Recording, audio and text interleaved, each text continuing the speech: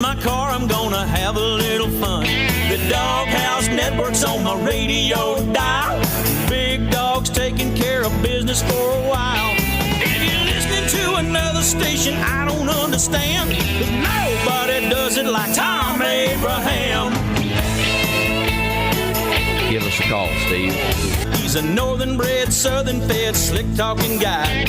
Listeners in his posse are the Junkyard Dogs. The SEC from Tennessee to calling them hogs. From Gainesville up to Lexington to the Tide and Tiger Land, nobody does it like Thom Abraham. I guess I'm on here. Am I on? Can somebody respond?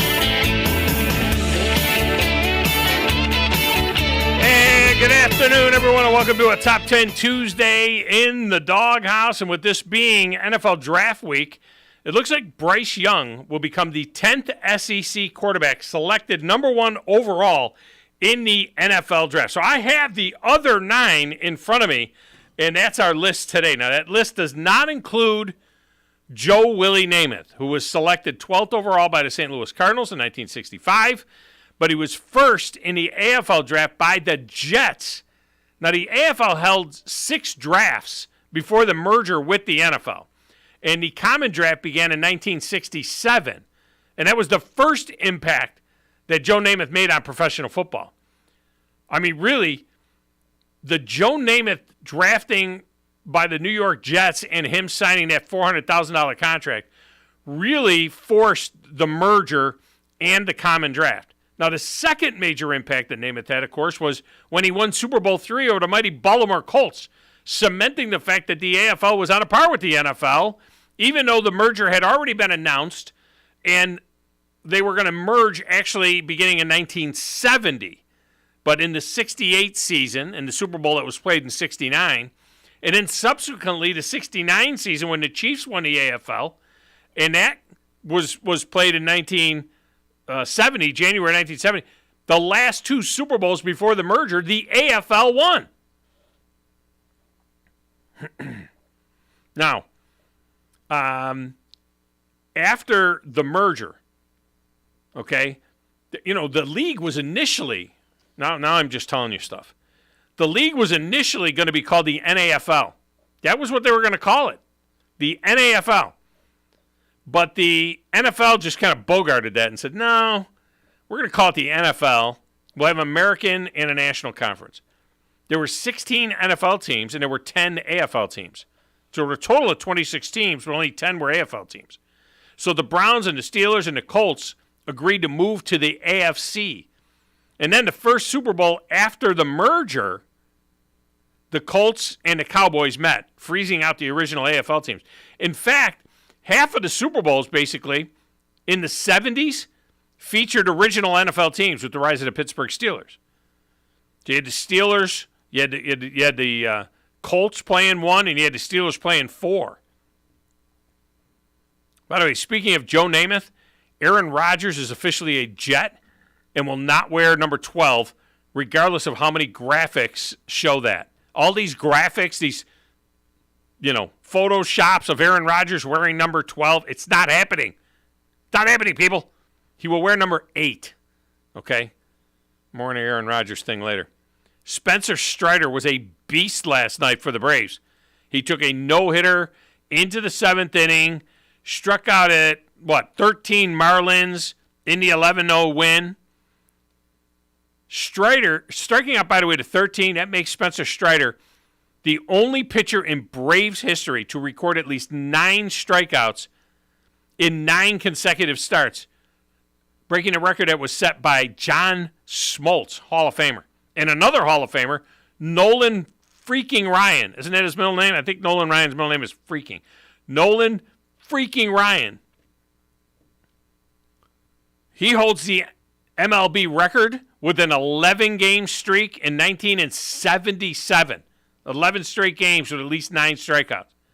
Let me tell you something right now. That record is in danger.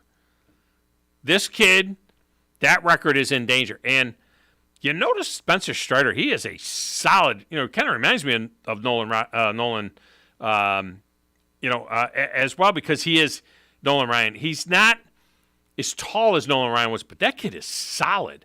You see him come off the mound. I mean, you can see his thighs bulging through his pants, shoulders, arms. He's got that 1970s porn star mustache going. I don't know what's up with that. John Holmes calls. He wants his mustache back, for God's sakes.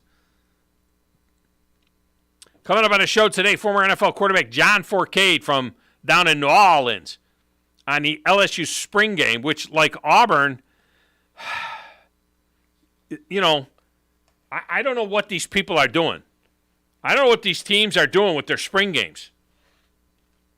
That game, like the Auburn game, ended in a tie. If you tried to end a game in a tie, It's ended in a tie. tried to end Yeah, it doesn't want to play. I don't know, Gris. Doesn't want to play. Can't end a game in a tie. No, it happens sometimes with the board for some reason. With my little board thing when I'm here in studio. I'm here in the Palatial Studios. But in any event, why didn't they go for two, by the way? I mean, wouldn't that have been fitting? Like they did against Alabama. Why did they go for two in their spring game, for God's sakes? And Dale Tafoya is going to join us from Oakland, California. He has a fascinating book out on the 1985 Huntsville Stars. There's so much irony there. He's going to be in town at Barnes & Noble at Bridge Street on Saturday from 2 to 4, signing copies of his new book, One Season in Rocket City. He's doing it from an Oakland A's perspective. I've had Dale on the show before. Remember, Dale was on the show when the Billy Martin book came out. And we had Dale Tafoya on the show on the Billy Martin book. This is not a Huntsvillian writing this book. In this book, to me, the book seems brutally local. I mean, do people around the country really give a rat's ass about Huntsville Stars in 1985? I don't know, but it's an interesting story. So we'll see. I mean, I thought that about when the Rochester Red Wings played the Pawtucket Red Sox in a 33-inning game in AAA back in the early 80s. I thought, and they wrote a book about it. I thought, does anybody care about this outside of Pawtucket and Rochester? And the book did very well. So maybe, I don't know. Maybe this is going to do well around the country, but he's coming here for a book signing on Saturday. This all happened 20 years before I got to town, but it's fascinating to me. Because when I got to town in 2004, the stadium, which was the sparkling jewel in 1985, the stadium was a dump. I mean, that's what my first impression was. Miles Prentice was the owner. He never was around. There's done so much more nice with the stadium. It was kind of a dump. The uniforms looked dated. But the whole thing about them being the original Nashville Sounds and Sounds coming to Huntsville to be the Huntsville Stars, and then and just think about it. Who's playing in Joe Davis Stadium now? The Huntsville City Football Club. And who are they owned by? The Nashville Soccer Club. And what stadium are they playing? Joe Davis. I mean, think about, there's a lot of eerie irony. Plus, that team blew away all of the, they led, all of AA, all the AA leagues in the country. That team in 1985 led the entire country in attendance. They averaged 41.78 a game. And, Joe Davis is like a 10,000-seat stadium. And they averaged 41.78 a game. You know the Trash Pandas? Their first two seasons, they averaged like 54 and 52. Not for nothing. Now, I know the market's a lot bigger now. I don't know how many people there were then. Now there's almost 500,000 people in the region. I don't think Madison was as big a thing, obviously, in 1985. So it was really just Huntsville. But the reality is the Trash Pandas in a smaller stadium way outdraw what the Stars did. Now we'll see if it hangs on. 10 years in, the Stars were still averaging 4,000 a game. 1997, the Stars averaged 43.27 a game, more than they did in their very first year. By the time I got here, 2004, they averaged 2,700. 2005, they averaged 3,100. And then 24, 24, 23, 15.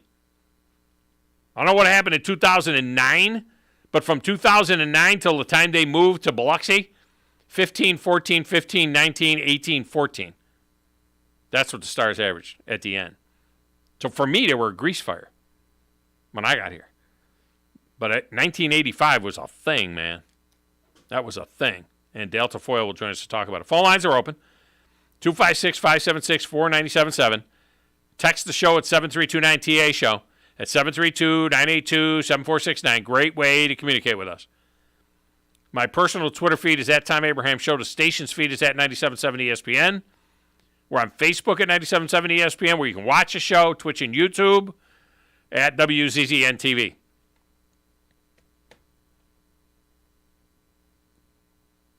Number of things to get into here. I gotta admit, though, right now, I'm a little bit hangry right now. I'm a little bit hangry because my typical Tuesday routine, you know how I am into my routines. Routines are very important to me. My typical Tuesday routine is I come into the station, we have a staff meeting. After the staff meeting, I come upstairs, I give Captain Cool my credit card. He goes around the corner and gets lunch for us. We eat lunch from 11:15, 11:30 till the show, okay, while I'm putting the final touches on the show. Well, today, apparently, Brandon is on his way from Georgia to pick up this godforsaken aluminum block that I've been carrying around in my truck for the last 3 or 4 days that I may have stolen from a junkyard. I don't know, because they won't give me a receipt. I may have paid $100 for it. I may have paid $500 for it. I may have paid $300 for it. Brandon, I know he Venmo'd me the money. I hope he believes that I paid the money, because they won't give me a receipt. I don't know what kind of deal, I don't know what kind of people he's dealing with. I'll be totally honest with you. And the motor literally almost fell off the back of their truck. First thing I thought was this thing fell off the back of somebody's truck. And then when they were to put it on my truck, it literally almost fell off the back of their truck. No receipt. Oh, God.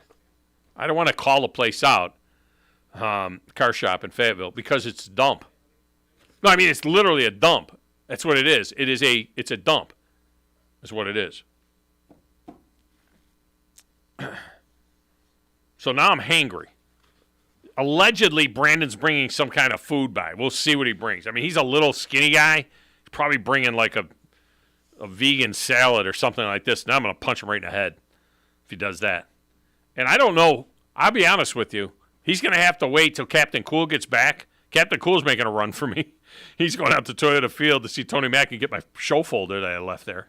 I spoke to the college kids. I don't think that little Brandon and his little son, wrestler or no wrestler, I don't think they can wrestle that engine, that block, that aluminum block. He says, oh, it only weighs 100 pounds. No, it weighs a lot more than 100 pounds. I don't think they can get that aluminum block off of my bed of my pickup truck and into his pickup truck without the help of maybe Captain Cool. I'm not sure. I think it's kind of heavy. And hopefully they don't damage up the back of my truck when they're doing it. I even moved my ladder out of the way. I got like a ladder that's on my tailgate that helps. It's easier to get up and in and out of the truck when you're old like me. And I moved it out of the way just in case he tries to do it before I can tell him what to do. So we'll see. All right, over there in the little glass room with the slanted ceiling, playing the platters that matter and the stacks of wax, trying to put ESPN on the TV. All I got is Marie Antoinette. That's what I got. I don't know. I don't understand what the problem is here. Just the one and only DJ Gersey, Chris. Who in the blue hell are you? What is your name? Detective. It doesn't matter what your name is. I'm the producer of this show. If I didn't step up, you're nowhere. I put this thing together out of spit and polish. I mean, this is ridiculous. It's a radio show. It ain't a one-hour television spectacular. I think this is one of the traits of a really good producer. Keep the talent happy. I'm all jacked up on Mountain Dew. Now, Tom. Hey, Tom. He may be the smartest person that I've ever met. Testosterone high today. What's that? Testosterone, whatever the it is. Testosterone. I wake up in the morning, I piss excellence. It really doesn't matter what you think. It really doesn't matter what you say.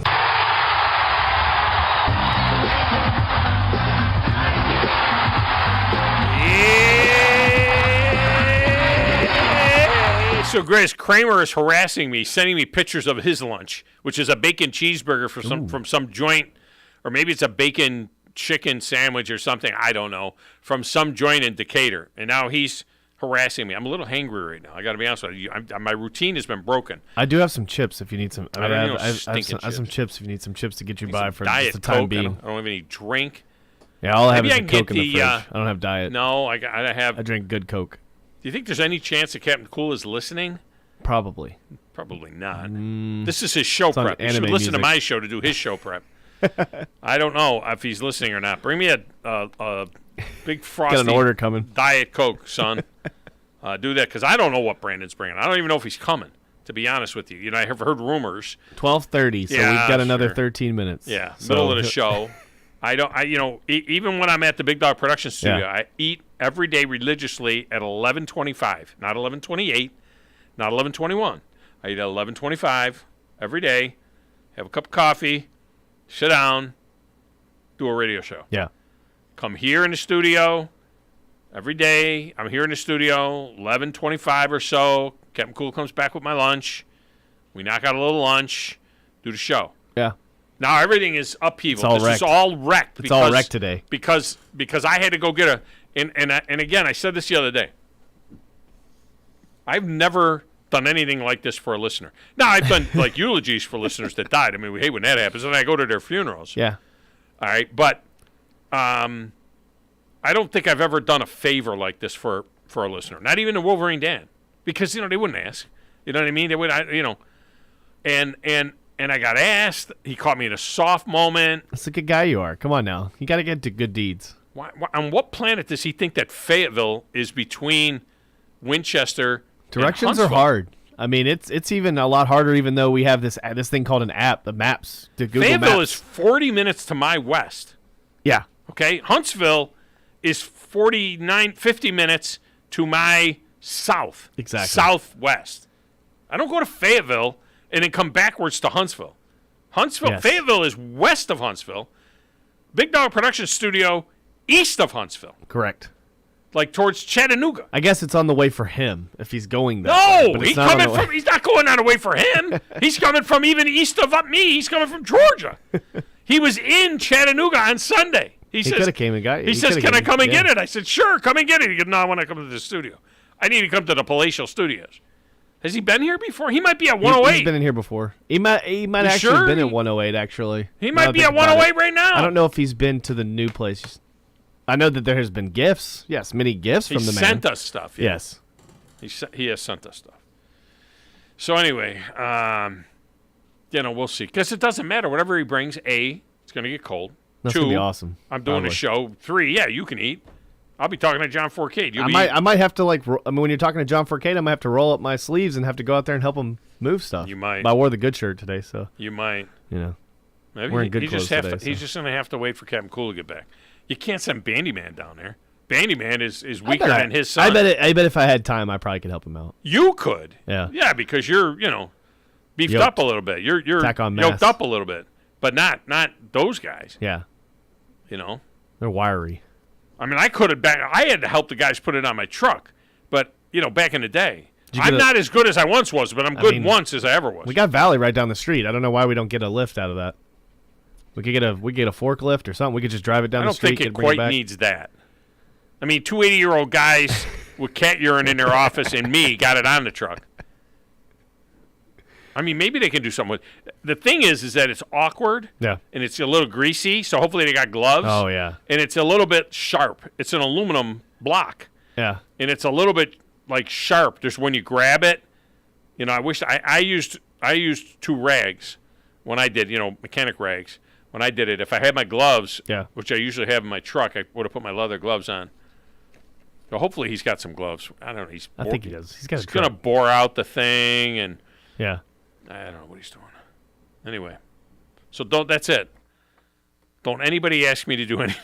Don't ever ask you for a favor. Don't ever ask me for anybody. Don't ever ask me for a favor. No, you know what a favor is, or an ask me what is? I'm going on May 12th. The Jackson County Bama Club is having their annual Roll Tide golf tournament. Friday, May the 12th. It's a shotgun start at noon at Goose Pond Colony's Plantation Course over in Scottsboro. And proceeds from the tournament fund 6 or 7 scholarships each year through the Endowed Scholarship Fund for future Scottsboro and Jackson County students attending the University of Alabama. Okay? So you can put a team in this thing. It costs $100 a person for the green fee, the cart, the mulligan package, and lunch. You could be a sponsor for $500, a meal sponsor, $250, prize sponsor. You got to get a hold of Rick Roden. Rick Roden is at 256-628-1212. Now, they asked me to come and do my show there. And I said, yes. I'm not sure why I'm doing my show there. I think you just blanked out and just started being nice one I don't day. know why. We don't get this in the meeting. We don't get this behind the scenes, by the way, everybody. So I don't know where this is coming from. I get asked all the time to bring my show to things. And I just take my show to things that are, like I go to Alumni Holder, sponsor. Yeah. You know what I mean? I go to Baumhauser, sponsor. I go to, wherever I go, I'm going, it's somebody that we have a business relationship with. Right. This is the Roll Tide Golf Tournament for Jackson County. I don't know why I'm going, but I'm going. You know why? I'll tell you why. Two things. Gotta mingle. Mingling. It's Alabama people. And maybe because it's a Friday at Goose Pond, which you know what that means. You're at a golf course. Excuse me? Yeah, what else is there at Goose Pond? Oh, yeah, you're going to be fishing. You're going to be fishing. There's a freaking you're gonna boat be ramp right at down the Goose Pond. street. Yeah, right down the road. There's a boat ramp. I am taking my boat on this Friday, May the 12th. Is this the one next to the cafe? This is the course this is not the course that's actually right on the lake. Yeah. This is the one that's inland a little bit, but it's close enough. I mean, instead of taking me 2 minutes to get to the boat ramp, it'll take me 5 minutes to get to the boat ramp. But I'm putting my boat in immediately after this thing, and I'm fishing. And this Friday, I'll be doing the show from down at Goose Pond. And because coming up on Saturday is the Casting and Catching tournament, $15,000 guaranteed first place for that thing. And it's only $100, $110 a boat. Please, guys, get in that thing. Go to castingandcatching.org and get in the tournament. All right? I'll be there Friday doing my show. And then Saturday I'll be fishing in it. And then I will be the MC for the, for the weigh-in. All right, let's get a break in here. When we come back, John Forcade joins us next from New Orleans, talking LSU spring game on 97.7 ESPN, The Zone.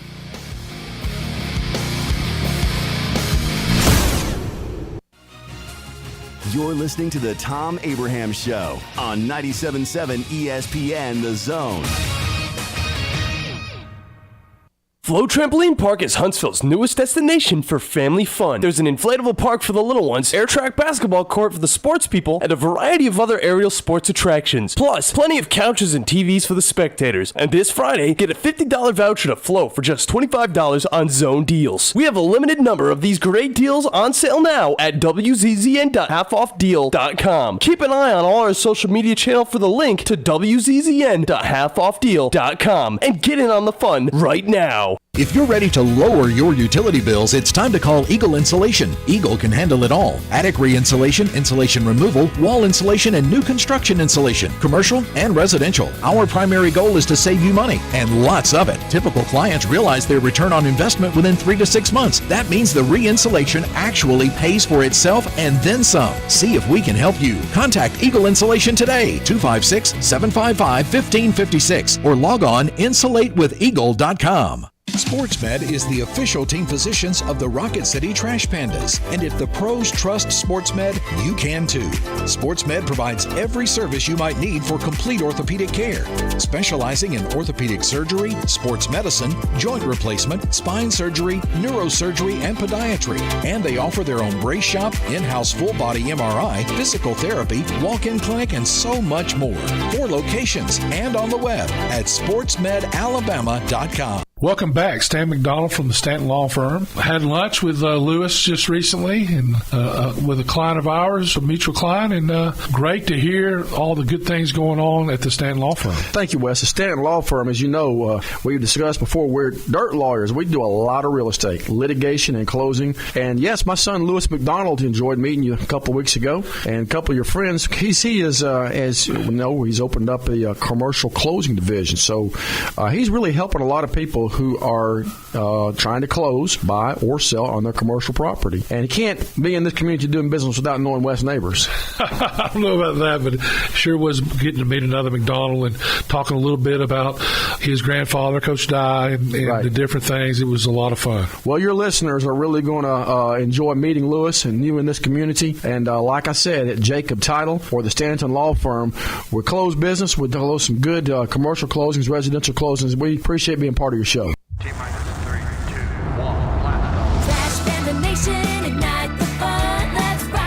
Your Trash Pandas return to the Rocket City Tuesday, May 2nd for a 6-game homestand against the Tennessee Smokies. Promotions include a Trash Pandas socks giveaway on Tuesday, Star Wars night on Wednesday, fireworks both Friday and Saturday, and Nurses Day to round out the week on Sunday. Reserve your seats now at TrashPandasBaseball.com.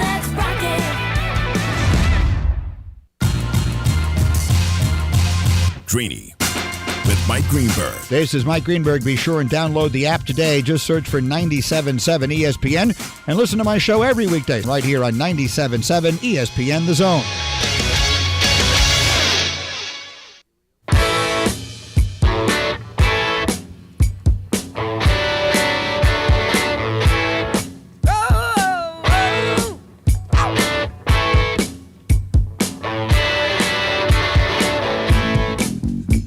Got to remind me one of these days, Chris. This is a really good one. But I've got some more bump music that jumped into my head that fits my deal, and I got to write them down when I hear them. Start rattling it off right now. Just start, I don't know what they are. I mean, I gotta write them down. And I'm like, ooh, I want this bump in my show. This fits perfectly. Welcome back, Thom Abraham Show. This segment of the show is brought to you by Valley Equipment Rental. For all your rental needs, it's Valley Equipment Rental. Whether you are a contractor or whether you are a homeowner, Valley Equipment Rental has what you need in their 2 locations to make sure that you can get the job done like a pro. Now, they've got more excavators, skid steers, lifts than anybody in the market. I got to talk to them about like a crane thing to get that dish off of the old building. But Valley Equipment Rental, they're outstanding. And even if it's a hand tool or something that you don't normally would have around, not everybody has a jackhammer. I had to knock a sidewalk out once, right, and in front of our guest house, and I got a jackhammer from Valley Equipment Rental. I don't own a jackhammer. I'm not going to own a jackhammer, but I needed it for a day, and I got it there at Valley Equipment Rental. You can do the same thing. Compressors, they got it all at Valley Equipment Rental. And Ross Robertson, his team, the best thing about them, they're all local. They're local dudes, which is really, really key. All right, joining us now on the Neighbors Wealth Management Hotline, former NFL quarterback, former Ole Miss quarterback. He lives in New Orleans, does media down there, covers LSU and the New Orleans Saints. He is the one and only John Forcade. John, welcome back. How are you? Hey, Tom. I'm doing well. How are you today? I am fantastic. And the last 2 spring games took place this past Saturday, Alabama and LSU. These are the presumptive favorites in the SEC West. This is going to be the last, by all accounts, this is the last year we'll even have an SEC West. So the question is, right now, if you're picking, would you say that LSU is going to win the last 2 SEC West divisions that ever happened? Well, all the indications of spring football, I would have to say LSU beats Alabama because of the quarterback play. LSU looked pretty good in their spring, and they're a little sneaky dark horse. Nobody really knows what Alabama has coming into the off season, going into the season, should I say? But LSU is, they got little spots here and there, but they got a pretty solid backup quarterback, pretty solid starting quarterback. They got a pretty good team here in Baton Rouge. And both those quarterbacks will be back. Jaden Daniels looked good, and Garrett Nussmeier looked good as well. Garrett Nussmeier, does he start at other places in the SEC? Is there a number of places where that kid would start if it wasn't for Jaden Daniels? Well, I'm just going to say, let's not go crazy on Nussmeier. He's had some moments, and he's also had some bad moments. But do I think he could start? I think he could probably walk into Auburn right now and probably be their front runner. I'm sure there's a couple other schools that would love to have him, but he's still not at the capability of Daniels right now at this moment. He's a solid backup, and he probably more playing time. He probably could be a good starter in the SEC, but he just don't have the quality time yet. He's only been in a few games over the years, and people love him. He's got that, he's got that tradition with his dad. they need to be able to run the ball some too. I think with Alabama, you're going to see a different kind of Alabama. That may be going back to the days of the Jake Coker, A.J. McCarron style Alabama teams. Maybe the defense will be better. They won't be relying so much on an outstanding quarterback. And, maybe they'll be a little harder team, a little more disciplined team, not having 15 or 17 penalties, in these big games. Does LSU have that kind of toughness to be able to run the ball and to be able to, play a little bit better defense than they did last year? Man, that's a good plug into this comment I'm going to make because LSU spring football game, their running game was really not good. The only kid that really did anything from was the freshman kid, running back Holly. He had a touchdown, 26 yards rushing, if that really indicates. They had 86 total. John Emery hasn't played since I think it was in 1950. Mm-hmm. He's been on that roster for so long. He's been having academic issues, and until he gets that squared out, he can't even practice to do anything with LSU. They also look at the young kid Josh Williams.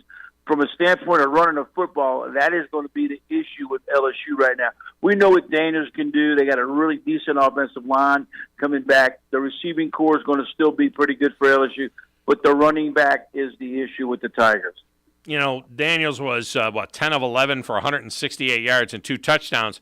And I always caution people when they have these great numbers that come out of some of these spring games. I'm like, yeah, but it was against your defense, So is there a concern there that he shredded his own defense? Well, one is the fact that, the first play of the game, he hit the 70-yard touchdown pass to Lacey. But you got to look at that. Spring football, you can't hit the quarterback. You can't even come around him. Yeah. So did he prolong the play out by moving around? He probably could have got sacked and let him go for a little bit and threw the ball. We don't know all that. But you're right. You can't look at defense for LSU and think they're going to be great because they're going through a lot of defensive front players. Their best player is obviously the linebacker. We all know who that is. That linebacker, Harold Perkins, is an All-American. But other than that, they have a lot of transfers coming in.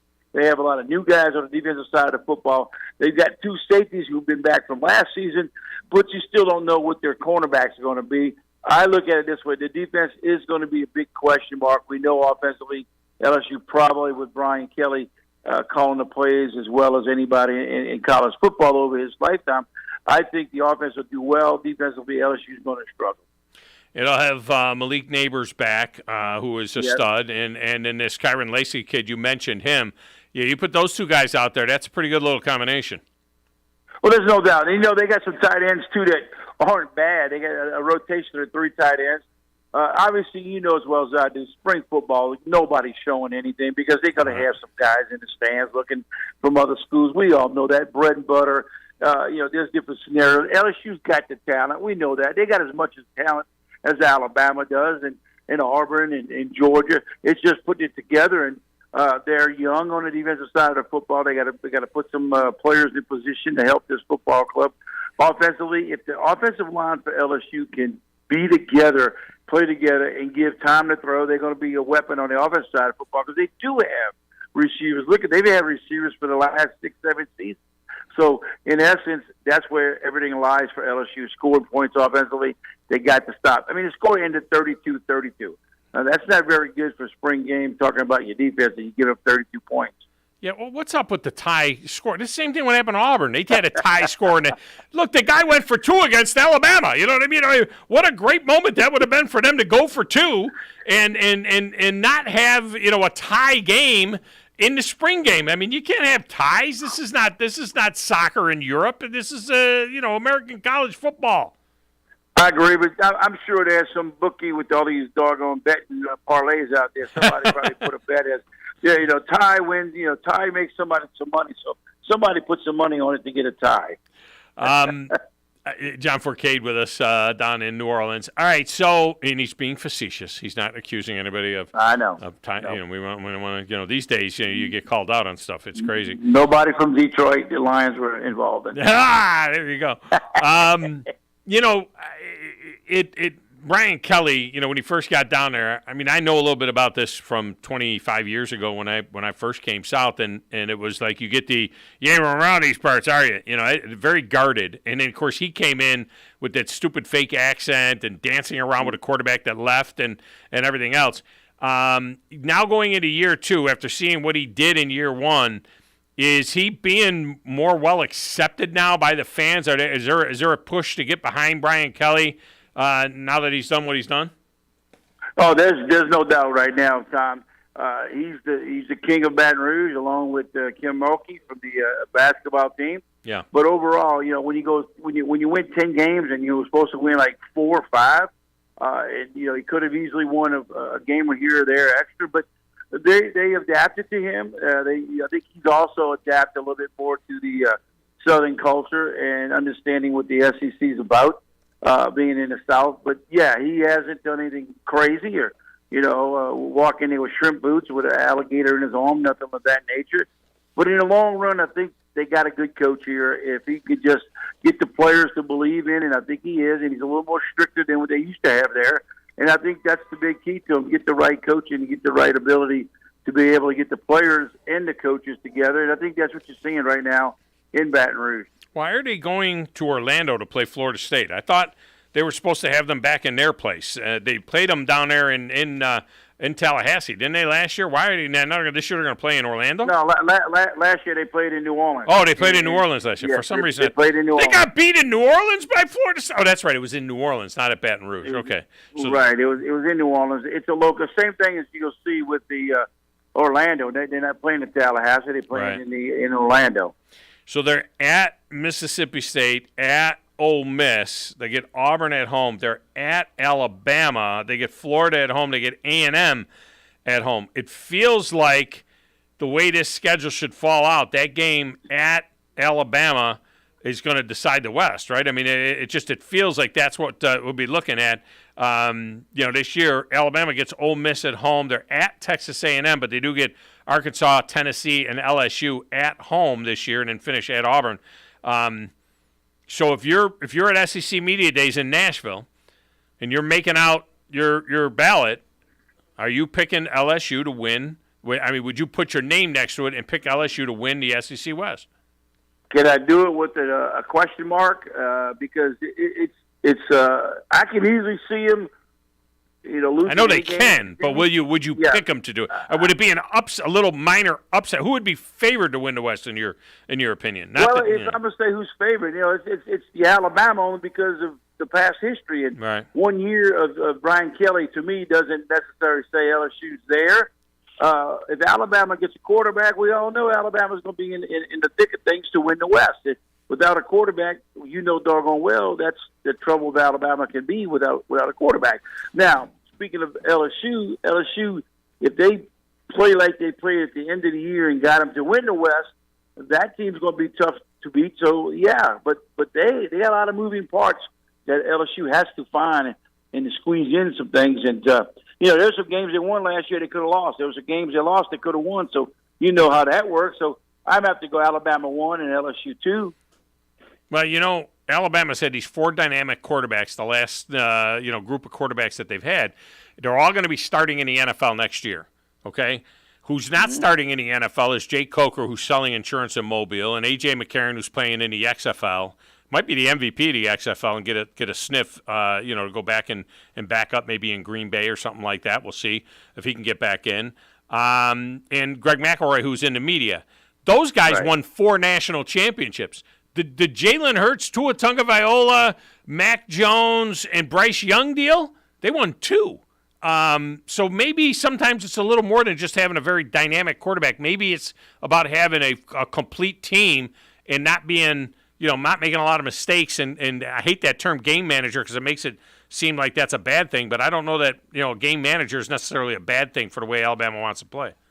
Well, there's no doubt, Tom, Alabama has to have, the defense. If they want to win championships, they even play for one.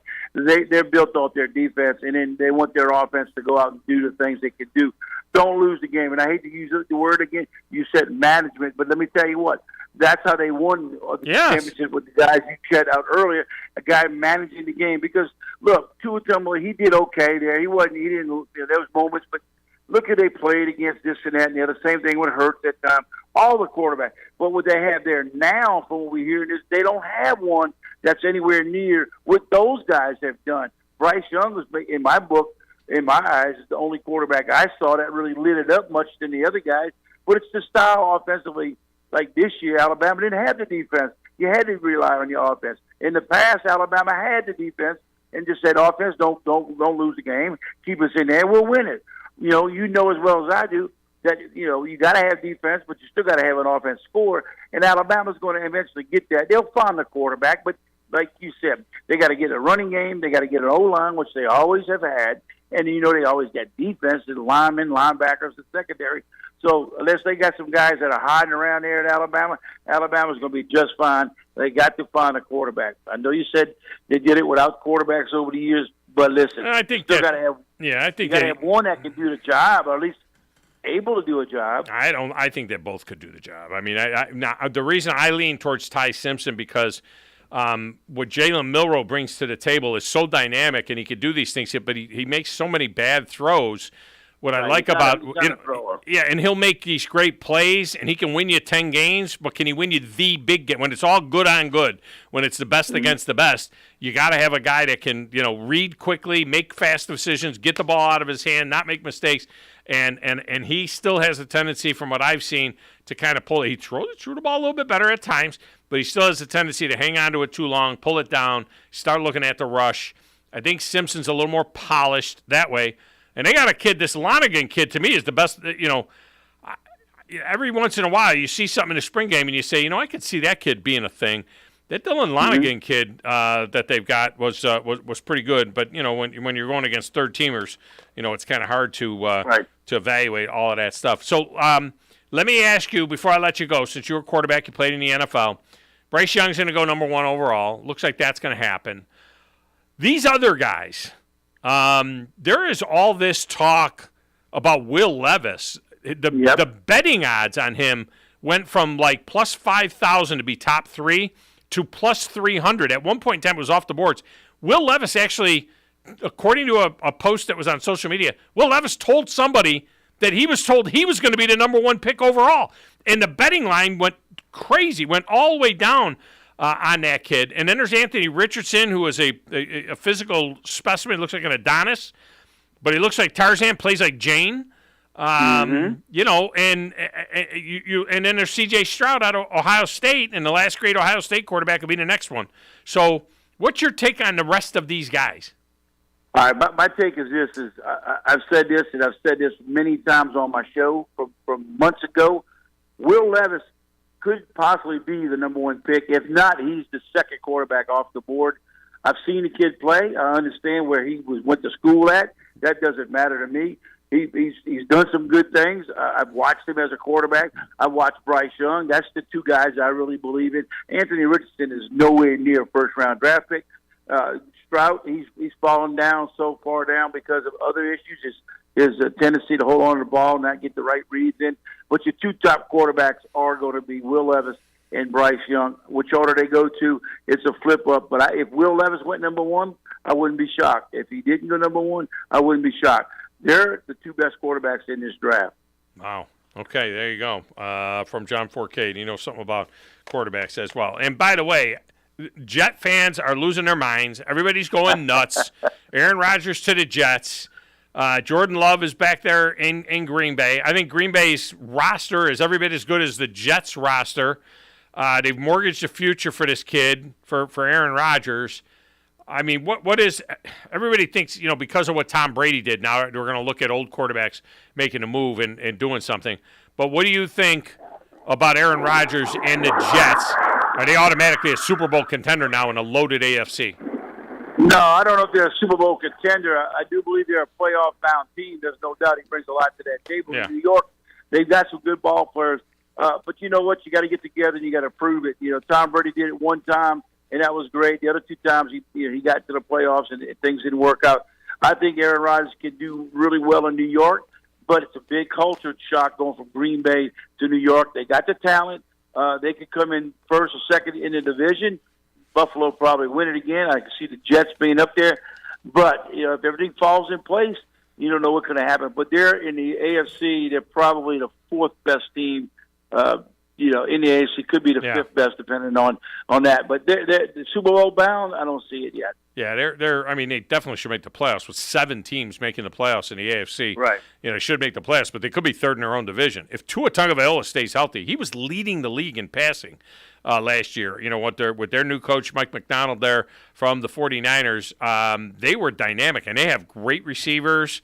Don't sleep on the Dolphins. It's all about whether Tua is healthy or not. If he could keep his noggin together, then they're going to win a lot of football games. And it wouldn't surprise me to see, the Bills, the Jets, and the Dolphins all in the playoffs, which and we're not even talking about Bill Belichick and Mac Jones and those guys. I mean, it's that crazy in that division. All right, man. Appreciate you as always. Great stuff. Thanks, Tom. I'll talk to you soon, buddy. Thank you. Look, I'm an Aaron Rodgers guy. I'm a Packers fan. I like the Packers, behind the Browns, but I like the Packers. But let me tell you something. Excuse me. One Super Bowl. One win in a Super Bowl. This is not Tom Brady. Yeah. This is not Tom Brady. And at 39 years old, to go to the New York Jets, I'm telling you, man, they won 7 games last year.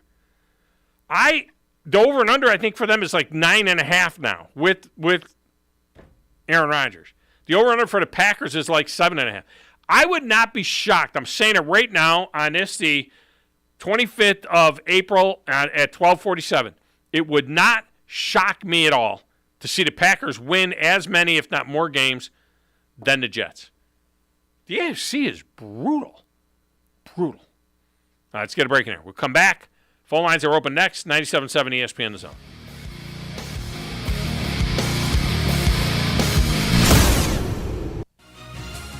You're listening to the Thom Abraham Show on 97.7 ESPN The Zone.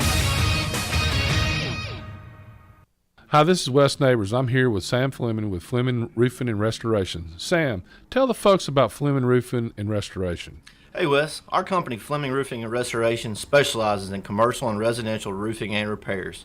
I'm a fifth-generation Huntsvillian, and our family's been doing construction business in Huntsville area since 1965. Sam, what kind of roofs does Fleming Roofing and Restoration do? Our guys are skilled enough. We can come out and address any kind of leaks or issues you might have on your commercial, on your metal roofing, on your shingles. We can do anything, and we can offer you a solution to repair it, or we can replace it. Well, you guys also do insurance restoration. Our staff has 10-plus years of experience as insurance adjusters, and we really do know the inside and out of the claims process at Fleming Roofing and Restoration. Check out Fleming Roofing and Restoration online at FlemingHSV.com, or you can call or text them at 256-651-9440. Hey, Wes, we show up. You've got to experience Toyotathon at Bill Penny Toyota. They've got the selection with over 700 new Toyotas to choose from. And they've got the extras with Bill Penny perks and a 10-year unlimited warranty. So get on over to Bill Penny Toyota today and experience Toyotathon. Bill Penny Toyota in Huntsville and online at BillPennyToyota.com. Bill Penny's Toyota 10-year unlimited warranty is valid through the 10th year of ownership. Valid on new vehicles only. See dealer for details. I'm with Thomas here from Talent Heating and Air. Thomas, you guys are a premier North Alabama locally owned heating and air company. That's right. We pride ourselves in being deep in the community and helping customers with solutions that they can use to keep their house comfortable. We do have a lot of customers with those summertime cooling blues, those air conditioners working overtime. Talent Heating and Air can come to their rescue. That's right. We provide emergency services. You can reach us on our website at talenthvac.com, or you can call us at 256-503-4490. You can schedule a call immediately, or you can schedule for us to come out at another time. Now, you guys also have the talent to do a lot of other services as well. We can handle any of your gas piping needs or any problems that you have with gas in your house. We can come solve that for you. And if it's a late night call, don't worry. Give us a call, 256-503-4490. Talent Heating and Air, let them put their talent to work for you. AL cert number 21014. Ann Adams with Berkshire Hathaway Rise Real Estate is the one name to know if you're buying or selling real estate. With years of local experience, Ann Adams offers buyers in-depth knowledge of the local housing market and will narrow available properties down to those you'll be interested in so you can save time when shopping for your new home. If you're ready to sell, Ann offers a seamless process using accurate pricing and expert negotiation skills to make sure you get a fair price for your home. Call Ann Adams today at 256-337-2625 or log on bhhsriserealestate.com. Guys, music can inspire us. Let the concert quality sound system at Zoom Indoor Cycling help push you harder than you ever thought possible. No matter if you're a beginner or an experienced rider, you'll ride top-of-the-line Stages SC3 bikes as the most talented instructors in North Alabama motivate you to reach your goals. You can do it! Guys, time to find out what you're made of. Challenge your friends or just challenge yourself and get in shape at Zoom Indoor Cycling. Visit ZoomHSV.com to find out more. $2 specialty shoe rental per ride for new riders. When the biggest names in aerospace, financial services, and electronics needed office and manufacturing space in Huntsville, they called Samples Properties, and they've been doing it for over 40 years. When Huntsville first began to grow, so did Samples Properties. You can trust your business to Samples Properties and their deep knowledge of the commercial real estate market in Huntsville and Madison.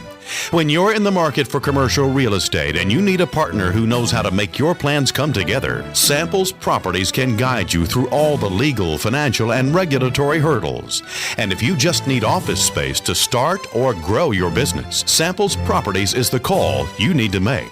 Go to samplesproperties.com to see the impressive list of clients that have profited from the knowledge and integrity of Samples Properties. For commercial real estate development and consultation, trust your business to Samples Properties, with offices on Madison Street in downtown Huntsville. Samplesproperties.com. Online at 977ESPN.com. Stream them online. Call in. It's an important job, and it's an vital organization. Tweet in and join in. We are 977 ESPN The Zone.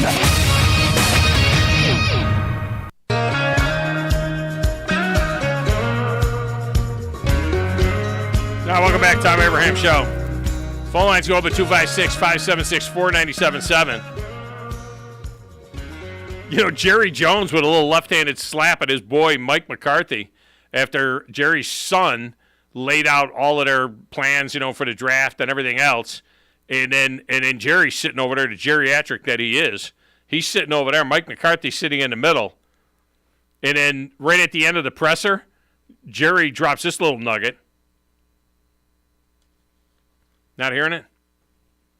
Job on our board here, and we're going to feel really comfortable as it starts to come our way. Now, if we see a guy who's falling down, you know, when we're 6, 7, 8 picks out, and, you know, we always ask the question, what would it take to go up and get him? Does it take your bottom of the second round pick to go get him? And, you know, 9 times out of 10, we'll have that conversation. So drafting's not our problem. Coaching is. He's got to get everybody. Wow. Drafting's not our problem. Coaching is. Jerry, I think you're the problem. All right. Let's go to the lines. Philip is up. Philip, welcome to the show. How are you? Freaking busier than a long-tailed cat in a room full of rocking chairs. You're down. Jerry. What are you going to do with him? Jerry. And then Steven's going to take over. You think they'll hire a football man to be the general manager, you know, like at some point in time? Or do you think Steven's just going to jump right into Jerry's chair? Steven will take it. Yeah. Yeah. Yeah. It's inbred. So what's up? Yeah. So I don't like to do this because it's not really sports. No. But I have a question for you. Yeah. So the name of my business that I will pick tomorrow, should it be Crazy Cat Catfish with K's? Yeah. Or Captain Phil's Catfish? Captain Phil? Yeah. Captain Phil's Catfish. I wouldn't go with the K's, first of all, because what's going to happen is if people do that kind of cutesy stuff, and then when somebody goes looking for the catfish because they know that it's catfish, they're going to spell it C, and they're never going to find you. You know what I mean? So I don't like the K's thing. That, you know, get rid of the K's thing. Captain Phil's Catfish. Captain Phil's Catfish. Where are you going to get these catfish? You think you're going to catch enough catfish to sell, or what are you doing? What's the nature of this business? This is ironic. It's so ironic, but my dream has come true. Yeah. So this weekend, I will be starting my food truck Oh. And it's going to be freaking catfish. Nice. And people freak out, dude, about my catfish. Yeah. Freak out. You cannot get catfish like this at a restaurant. Yeah. But no, I purchased farm-raised catfish. That's what I'll be selling. Yeah. But like today, well, I'm a little winded right now. Sorry. Yeah.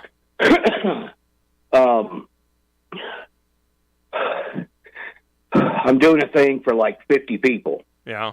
But it's all like relatives and stuff.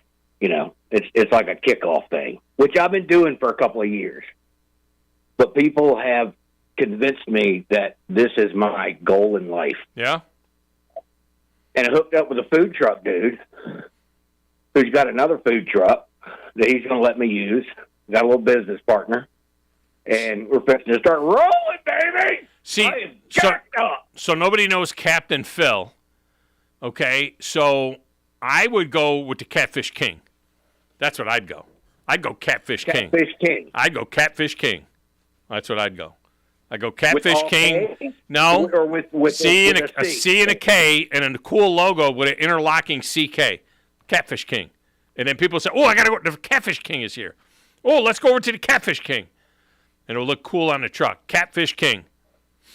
That's what I'd go with.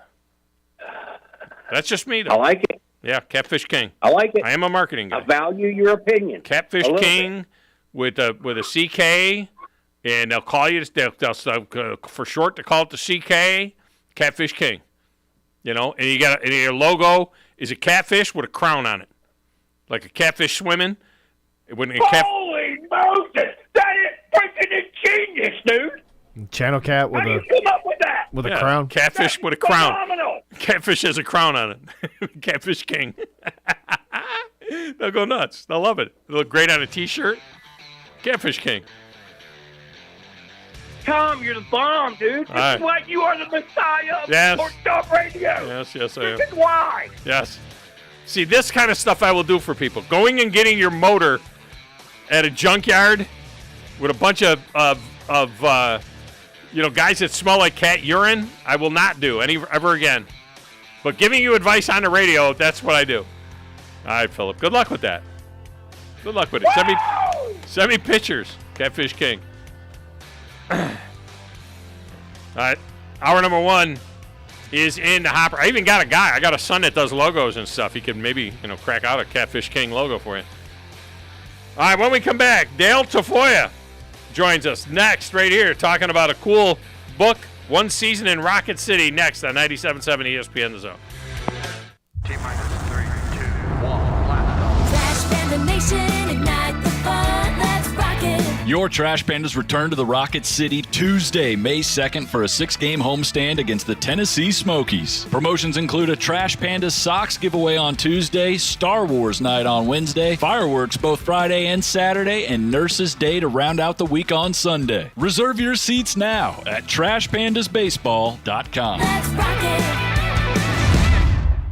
New name, new players, and an even better championship experience. This April, the Korn Ferry Tour returns to the Rocket City for the 2023 Hometown Lenders Championship at the Ledges. Experience the beauty and drama of the Ledges in person as golf's rising stars chase their PGA Tour dreams. From the first man on the green to the roar of the crowd when the final putt drops. Be part of every moment of the Hometown Lenders Championship at the Ledges from April 24th through April 30th. Tickets to be a part of the action are on sale now at htlchamp.com. Specializing in simple and affordable rentals, McCurry Van and Car Rental can make sure you have just the right vehicle for your next family vacation, weekend getaway, or if you just need transportation while your vehicle is being repaired. McCurry carries Ford Transit vans and Mercedes Sprinter vans, trucks and work vans, and more. And they offer discounted rental rates for long-term rentals. Now with 4 locations: Athens, Muscle Shoals, Coleman, and Huntsville. Log on McCurryRentals.com to make your reservation now. That's McCurryRentals.com.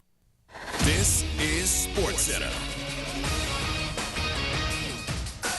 I'm Christine Lisi. Quarterback Aaron Rodgers slated to arrive in New Jersey tonight now that his trade to the Jets from the Packers has been finalized. According to ESPN's Diana Rossini, he's expected to renegotiate his contract before the trade becomes official. His current deal includes over $59 million guaranteed in salary and bonus this season. Most is made up of a $58 million bonus due no later than week 1 of the season. The The Clippers, facing elimination, will try and keep their season alive without Kawhi Leonard and Paul George in Game 5 of their first-round NBA playoff series tonight against the Suns. Leonard will miss a third straight game with a right knee sprain. George is still out with that same injury. Hawks guard DeJounte Murray out of a must-win in Game 5 tonight in Boston. He'll instead serve a one-game suspension for making inappropriate contact with and verbally abusing a referee in Game 4.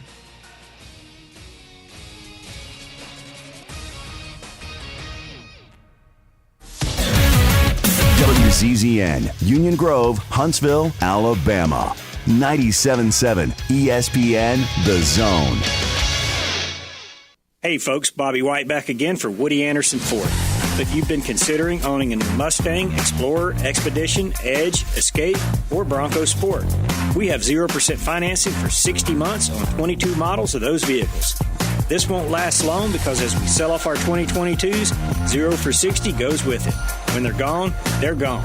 Let me repeat, Woody Anderson Ford has 22 models of Bronco Sport, Explorer, Escape, Edge, Expedition, and Mustang with financing as low as 0% for up to 60 months. But when they're gone, it's gone. And of course, it's with your good credit through Ford Motor Credit. This offer ends April 29th. Woody Anderson Ford can also help you trade in and trade up on a Ford Blue Advantage Gold Certified or Blue Certified pre-owned vehicle. Great warranties, 24-hour roadside assistance, and a full tank of gas and a fresh oil change. Don't forget 0 for 60 on select 22 models while they last. Woody Anderson Ford, hope to see you soon. Flow Trampoline Park is your one-stop fun spot for your next birthday party. Whether you're a boy, girl, kid, or adult, Flow has you covered. Party packages allow up to 25 plus guests, so you'll be able to bring all of your friends. And with all the fun competition to be had at Flow, maybe enemies too. Party packages will give you access to 60 minutes of jump time, grip socks for all guests, a private party room, and a party coordinator. Flow is behind South Parkway and Drake, behind Cracker Barrel. For more information, go to flowhuntsville.com. Get jumping with Flow. From the Fox 54 Weather Center, I'm Chief Meteorologist Jordan Dressman. A partly sunny sky this afternoon. Temperatures only climbing into the mid and upper 60s. We're going to introduce a small opportunity for rain as we head into the overnight, early into your Wednesday morning. Temperatures dropping into the lower 50s. A mostly cloudy to overcast sky through Wednesday afternoon. Scattered showers are going to be the main theme of the day. Temperatures climbing into the lower 60s, dropping into the low and mid 50s through the overnight. We're going to keep that opportunity for rain with us through the overnight and then through much of the day Thursday as well. I'm Chief Meteorologist Jordan Dressman on your home for ESPN Radio, 97.7 ESPN The Zone. Greeny with Mike Greenberg. This is Mike Greenberg. You're listening to 97.7 ESPN The Zone, your home of ESPN Radio, the Alabama Crimson Tide, Atlanta Braves baseball, Huntsville Havoc hockey, and the UAH Chargers. You need to be more like a dog. Like what you guys are doing. You've got your fingertip on the pulse of your listeners. You guys know what they're talking about. Be a dog. God bless the show. You are the Messiah. We need more dogs. This is the best show on radio. The big dog, Thom Abraham, is here with you. Hey, I see you. Hey, I see you, dog. So settle in and get your bark on. That's my dog. Now live. Here he is, the big dog. Let's go, baby! Thom Abraham. How you doing? How you doing? How you doing? How you doing? How you doing? How you doing? How you doing? Look, I don't speak Spanish. I don't know how to say this, so I'm going to choose my words very carefully. I think you're a psycho. Do you know who I am? I mean, that guy sounds like El McPherson farting into Miles Davis' trumpet. I guess I'm on here. Am I on? Can somebody respond? Get off my I have to drag my Yankee ass out of here.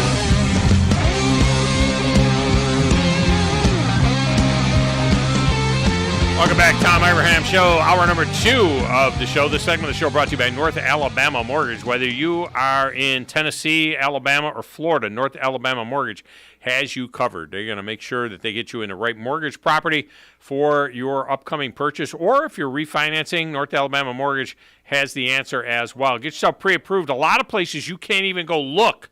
You can't even go look at properties unless you come in pre-approved with the mortgage company in North Alabama Mortgage. Easy for me to say. Can get that taken care of for you. They'll do a home valuation for you as well. You need to know that as well. Brian Hammaker and his team, they just do such a great job. They support everything that we do, and we appreciate them so much. All right. I just finished a book. I don't even know let me tell you how compelling the book was I just finished. I can't remember what the book was that I just finished, Grizz. I read Swagger, which was Jimmy Did you read it? Johnson's book. I read notes? No, I read the book. I just finished a book, and I can't remember. Maybe it was Swagger. Maybe that was the last one. So I got Dale Tafoya's book, right? And, One Season in Rocket City. And I'm fascinated by this thing. So I started it just a couple of days ago, and it won't take long to get through it. It is a quick read for sure, especially if have had any history in this part of the country, which, of course, I do now for 18 years. But remember, when I got here in 2004, it was a grease fire down there at Joe Davis. It was not what was 1985 when Parkway Jose was here. All right? Dale Tafoya joins us now on the Neighbors Wealth Management Hotline. Dale, welcome to the show. How are you? Hi, Tom. Excited to be on your show. Thanks for having me on. You were on once before. I had you on the Billy Martin book. Billy Martin's one of the most fascinating characters in baseball history to me. And as a Yankee fan that also watches the A's late at night, they're my late at night team, Billy Martin has always been a fascinating read. So I don't know if you remember, but you came on before to talk about the Billy Martin book, which did very well. Yeah, and the paperback for Billy Ball, the book was called Billy Ball, Tom, and the paperback just came out in March, so it did well, and it's still doing well. So, yeah, Billy Martin, just like the Stars did that season, he had a way of just bringing an adrenaline rush to a team and hypnotize players in believing they could win. So, and that's what the Stars did to the city when they arrived in 1985. So, I just like covering baseball awakenings in cities. So thanks for bringing that up. Well, and what I wonder with this one, I think folks in our area are going to be all over this. Do you think this has appeal? Now, remember, I'm from Rochester, New York. The Rochester Red Wings played the Pawtucket Red Sox in a 33-inning game that I thought nobody outside of Rochester and Pawtucket cared about in AAA back in the early 80s. And they did a book about it, and the book did great. I mean, it was a fascinating story. But do you think this will have appeal outside of, this part of the country? I mean, is this something that, people get a kick out of? Because I think it's cool for Huntsville to get featured like that. Yeah, I like covering baseball awakenings, and I like, as an author, I like getting books and stories that inspire me out of my system. So, honestly, I don't focus too much how other markets are going to feel about it.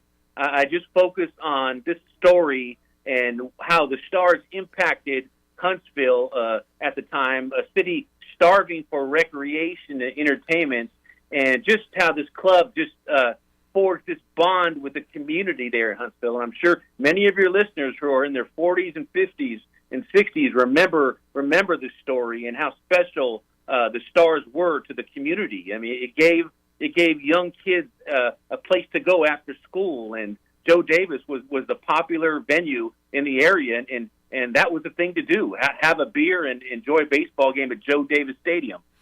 Dale Tafoya is our guest. The name of the book is One Season in Rocket City. He will be at Barnes & Noble at Bridge Street on Saturday from 2 to 4.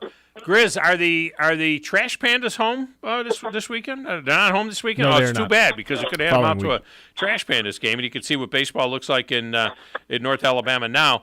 But One Season in Rocket City, which I think got a lot of people excited too, because, of course, the team that moved here from Mobile is called the Rocket City Trash Pandas. And, back when in 1985, when this all took place and the Huntsville Stars were born, they didn't Madison wasn't what it is now, and it was really just Huntsville. They averaged about 4,100 or so a game and led all of AA baseball in attendance. Absolutely. Don Mincher, the great late Don Mincher, just a great ambassador for baseball in Huntsville for so many years. He was running a local trophy shop in Huntsville before he became the general manager of the Stars, before Larry Smito, the owner, tapped him to be general manager.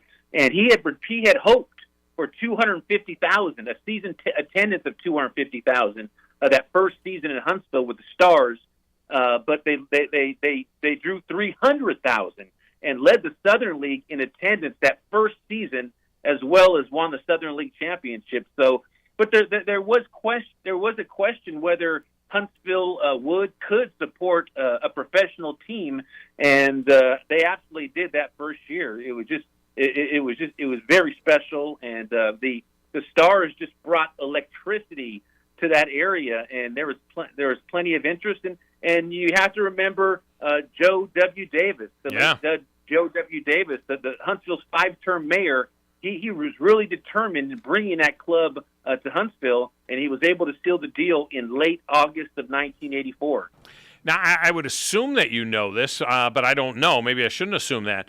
There's so much irony with this whole thing, too, because, of course, it was the Nashville Sounds that moved to Huntsville to become the Huntsville Stars, and then the new Nashville Sounds in AAA. That's all part of the book, which is fascinating to me. I've actually done Nashville Sounds games in the past when I was in Nashville for several years and was at a Sounds affiliate, and I did some of their games and so on, so I'm very familiar with the Sounds. Of course, they get a new stadium there. But now at Joe Davis Stadium, which is within almost eye shot of where we sit right now at our studios, Joe Davis Stadium has been converted into a soccer/football stadium. And who is playing there beginning in May? It's the Huntsville City Football Club, which is owned by the Nashville Soccer Club. And so now Nashville and Huntsville are connected again in the same building at Joe Davis Stadium, which is now a soccer/football stadium with turf and everything else. It's been retrofitted for that and looks better than ever. So I don't know if you knew that story. No, I did not. But I am very impressed. I've been seeing the images of how they're renovating Joe Davis Stadium, of course, named after Mayor Joe Davis. And it looks very modern and appealing. So I'm very impressed with the city council and the city is just how they are just rejuvenating Joe Davis Stadium. And you have to remember, in 1985, Joe Davis Stadium, that raised the bar for all minor league stadiums. It was top notch. I mean, when other Southern League clubs came to Joe Davis Stadium, they called it the show. It was the crown jewel of the Southern League. So it's great to see that the city is bringing that swagger back to that iconic minor league stadium there. Yeah, it's all interesting. And I did games at Greer Stadium in Nashville. And, of course, again, at the end of that run, I mean, it was amazing, with the guitar scoreboard and everything else. The scoreboard didn't work. And by the time I got to Huntsville, which was in 2004, the decline had already started with the Stars. That lasted, though, not, in 1985, for 15 years. They were still averaging 4,000 a game 15 years later. And it was halcyon times, there's no doubt about it, but it all starts in 1985. And that was a pretty solid group of players. When you go through that list of players that were there, not only was that a championship team, but that was a team that hosted some guys that ended up being key, integral parts of World Series championships with the A's. Yeah, I think over 15 players, minor leaguers that have played on that Huntsville club in 1985 at some point eventually made it to the major leagues. I mean, you had an outfield of Jose Canseco in right, Stan Javier in center field, Luis Polonia in left. All three catchers on that Huntsville club, Brian Dorsett, Charlie O'Brien, and Terry Steinbach, made it to the major leagues. And most of the starting rotation, Greg Cataray, the late Darryl Ackerfeld, and Eric Plunk, they all made it to the major leagues as well. So, everything happened at the perfect time that season. You had the rise of the A's prospect. You had general manager Don Mincher. He was itching to get back into the game after retiring from the Oakland A's in 1974. And Larry Schmittou, who was elevating Nashville to AAA, needed a home for his AA, the shell of his franchise, the AA franchise. So it all came together in 1985, and it was just an electric time in Huntsville that season. I thought it was a cool touch. The Trash Pandas, who play now out in Madison, right on the Huntsville city line. They're really right there at the Huntsville city line, not too far from where you'll be. Beautiful stadium there, Toyota Field. That holds about 7,000, smaller than Joe Davis, but they average over 5,400 a game, 5,100 a game, somewhere in there, their first couple of years. So they're actually averaging 1,000 more. But, of course, again, the market now is 500,000 people as opposed to 200,000 people back in 1985. So it's a much bigger market. But they actually have Don Mincher's number retired the Trash Pandas have Don Mincher's number retired and up on the wall out there, which I thought was a nice homage. And they'll also have throwback nights where they'll wear Huntsville Stars gears from the original '85 Huntsville Stars, which I thought was pretty cool. Very cool. And the late Don Mincher, he worked so hard to make that Huntsville club so good on the promotion side. He was a GM, and he worked tirelessly to be able to do that. So well deserved, and all the accolades he's receiving, even after his death. His memory lives on there in Huntsville. Now, local lore. Dale Tafoya with us here talking about his new book, One Season in Rocket City, and it's about the birth of the Huntsville Stars. And there have been some attempts at hockey. Now this is a thriving minor league area. We got a hockey team that averages over 5,400, 5,500 a game, almost selling out every night. The arena football did very well here. The baseball does very well here. So this is a thriving area for it, but it all starts with the Huntsville Stars in 1985. Local lore says that one of the most seminal things in the history of Major League Baseball happened in 1985 in the dugout, in the clubhouse at Joe Davis Stadium, and that was Jose Canseco's first experimentation with steroids. Did that make it into the book? Because people, Jose talked about it in Huntsville, and most people say this is where the steroid era began, right across the street over there in Joe Davis Stadium. I think Jose wrote a book, and I think he articulated that in his book, and he has admitted that. My book was more on the story. In the book, I do mention he wrote a book about his steroid use, but and that's a part of the story. I don't get into the much details because I think my main theme and thrust of the story was just how special what the Stars meant to the community. Yeah. Jose Canseco was only in Huntsville for 58 games. By July, he was in AAA Tacoma, and then you had players like Rocky Coyle and Pete Kendrick, the pitcher. They stepped up, and these players, these minor leaguers, never made it to the major leagues. They weren't even on that infamous the baseball card set for the '85 Huntsville Stars, the Burger King baseball set. Kendrick and Coyle weren't even in the set. So it was more, as much as Jose Canseco, he was an absolute legend in only 58 games for Huntsville. It was a team effort, and especially down the stretch when you had guys like Coyle and Pete Kendrick just will that club to a championship. One of the great all-time nicknames, though, Parkway Jose, right? They call him Parkway right, Jose, yeah. Because he did home runs out to the South Parkway. Not quite, but it's still Parkway Jose, and people will never forget that time and the love affair that began between the Huntsville Stars and the and the city and the region. It was just something that is very, very cool.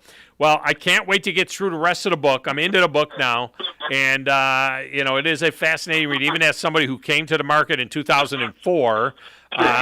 So now I'm able to go back 20 years before me and read how this whole thing came about, and I think it's great, and I think it's fascinating that they took a chance. Larry Schmittou taking a chance in Huntsville in 1985 because there was no track record that would make him think that this is going to work. You know what I mean? And the size of Huntsville at the time and everything else.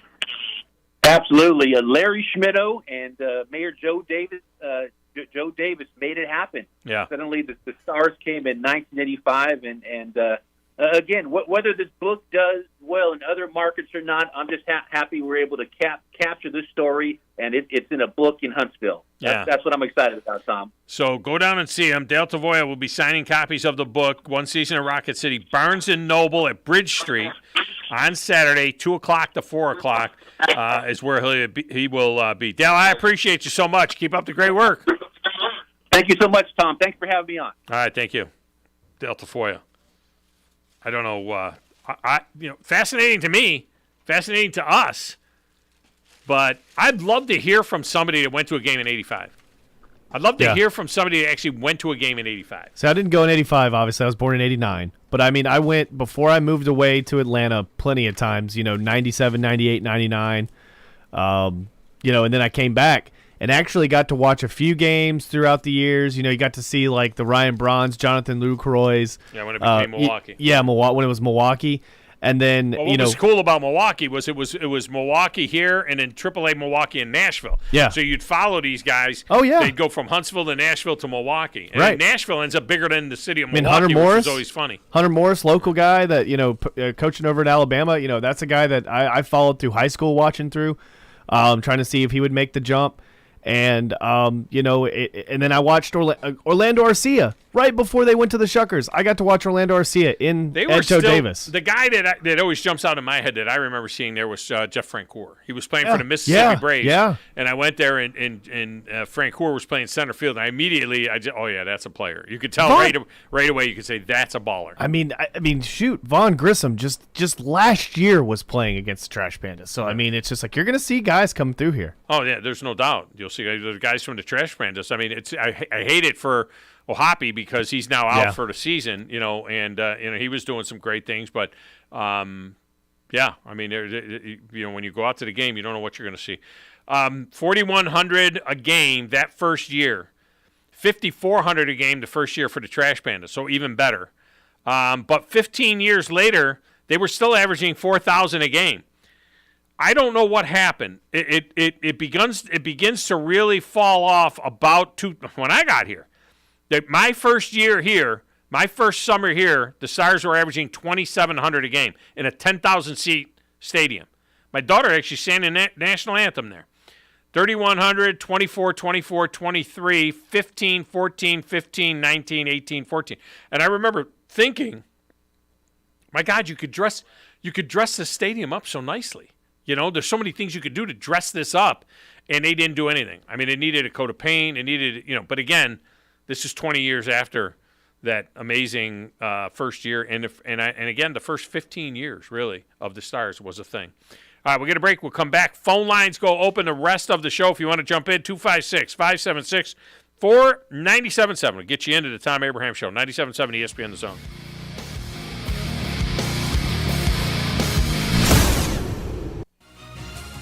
You're listening to the Thom Abraham Show on 97.7 ESPN The Zone.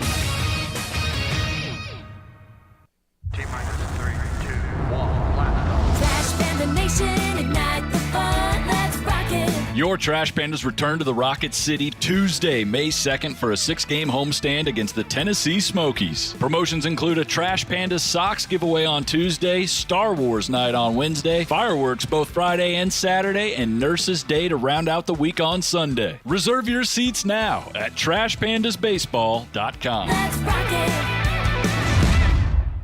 Ann Adams with Berkshire Hathaway Rise Real Estate is the one name to know if you're buying or selling real estate. With years of local experience, Ann Adams offers buyers in-depth knowledge of the local housing market and will narrow available properties down to those you'll be interested in so you can save time when shopping for your new home. If you're ready to sell, Ann offers a seamless process using accurate pricing and expert negotiation skills to make sure you get a fair price for your home. Call Ann Adams today at 256-337-2625 or log on bhhsriserealestate.com. I've always gotten tons of UTIs. Cranberry products never worked for me, and I was desperate for a way to be proactive. I'm Jenna Ryan, CEO and founder of Eucora. We've worked with doctors to develop effective urinary tract health products. Eucora is helping over 100,000 women stay healthy. Ready to join them? Get 30% off at eucora.com/radio. That's UQORA.com/radio. These statements have not been evaluated by the Food and Drug Administration. This product is not intended to diagnose, treat, cure, or prevent any disease. Not looking or feeling your best? No energy for the things you like to do? Ready to look and feel younger? Make your appointment at Advanced Life Clinic, one of the region's foremost destinations for patients interested in looking and feeling their best. Specializing in advanced laser treatments and weight loss, male and female rejuvenation to offset the effects of aging, and more. See how Advanced Life Clinic can help you enjoy your life again. Call 256-882-6555 or log on advancedlifeclinic.com. The kitchen is the heart of any home. It's where the family gathers. It's where kids discover old recipes and make them their own. Just starting out or just now getting started on the dream kitchen you've always wanted? I'm Chris Haygood, and from all of us here at Bob Wallace Appliance to the home builders and the homeowners of the Huntsville area, a heartfelt thank you for buying local. We're in Huntsville, Florence, and Coleman, and online at bobwallaceappliance.com.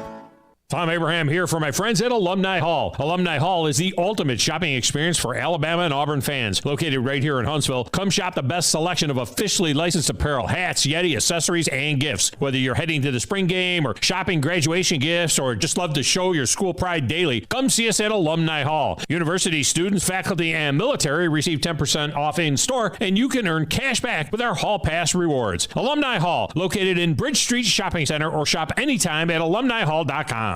Guys, music can inspire us. Let the concert quality sound system at Zoom Indoor Cycling help push you harder than you ever thought possible. No matter if you're a beginner or an experienced rider, you'll ride top-of-the-line Stages SC3 bikes as the most talented instructors in North Alabama motivate you to reach your goals. You can do it! Zone Indoor Cycling is this week's Zone deal. Get a $100 certificate for just $50. Get yours Thursday morning at 977ESPN.com. $2 specialty shoe rental per ride for new riders. This is Wes Neighbors with Philip with Eagle Insulation, and we have an announcement to make.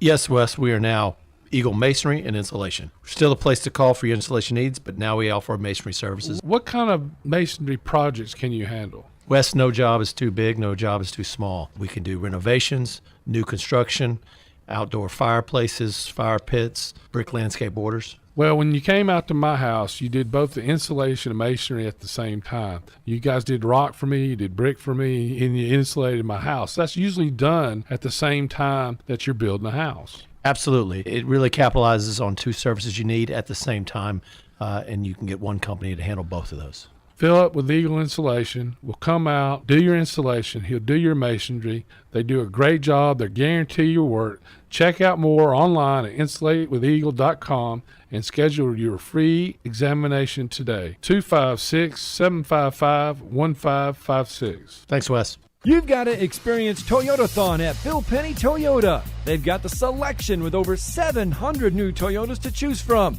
And they've got the extras with Bill Penny perks and a 10-year unlimited warranty. So get on over to Bill Penny Toyota today and experience Toyotathon.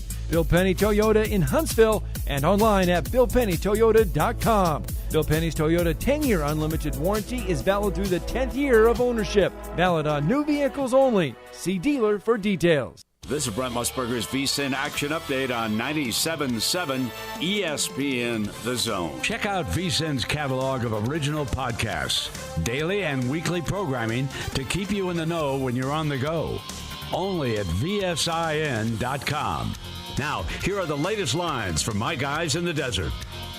NBA playoffs on Monday. A couple of teams looking for big upsets. The Heat beat the Bucks 119-114 to go up 3-1 in the best of 7. The Lakers 117-111 winners in overtime over Memphis. LA up 3-1. The Bucks the top seed in the East. The Grizzlies the second seed in the West. Miami was an 8-point underdog last night, paying plus 295 on the money line. The Lakers were favored by 4.5 against the higher seeded Grizzlies. Both the Lakers and Heat can close things out tomorrow night. Boston now a plus 225 bet to win the NBA title. Phoenix plus 400. The Bucks down to plus 600.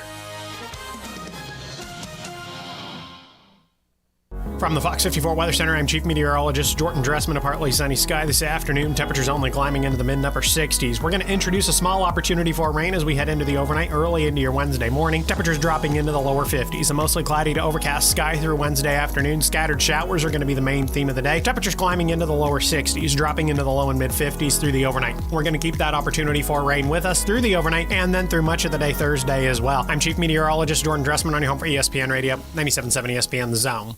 From the Alabama Crimson Tide to the Atlanta Braves, we are 97.7 ESPN The Zone.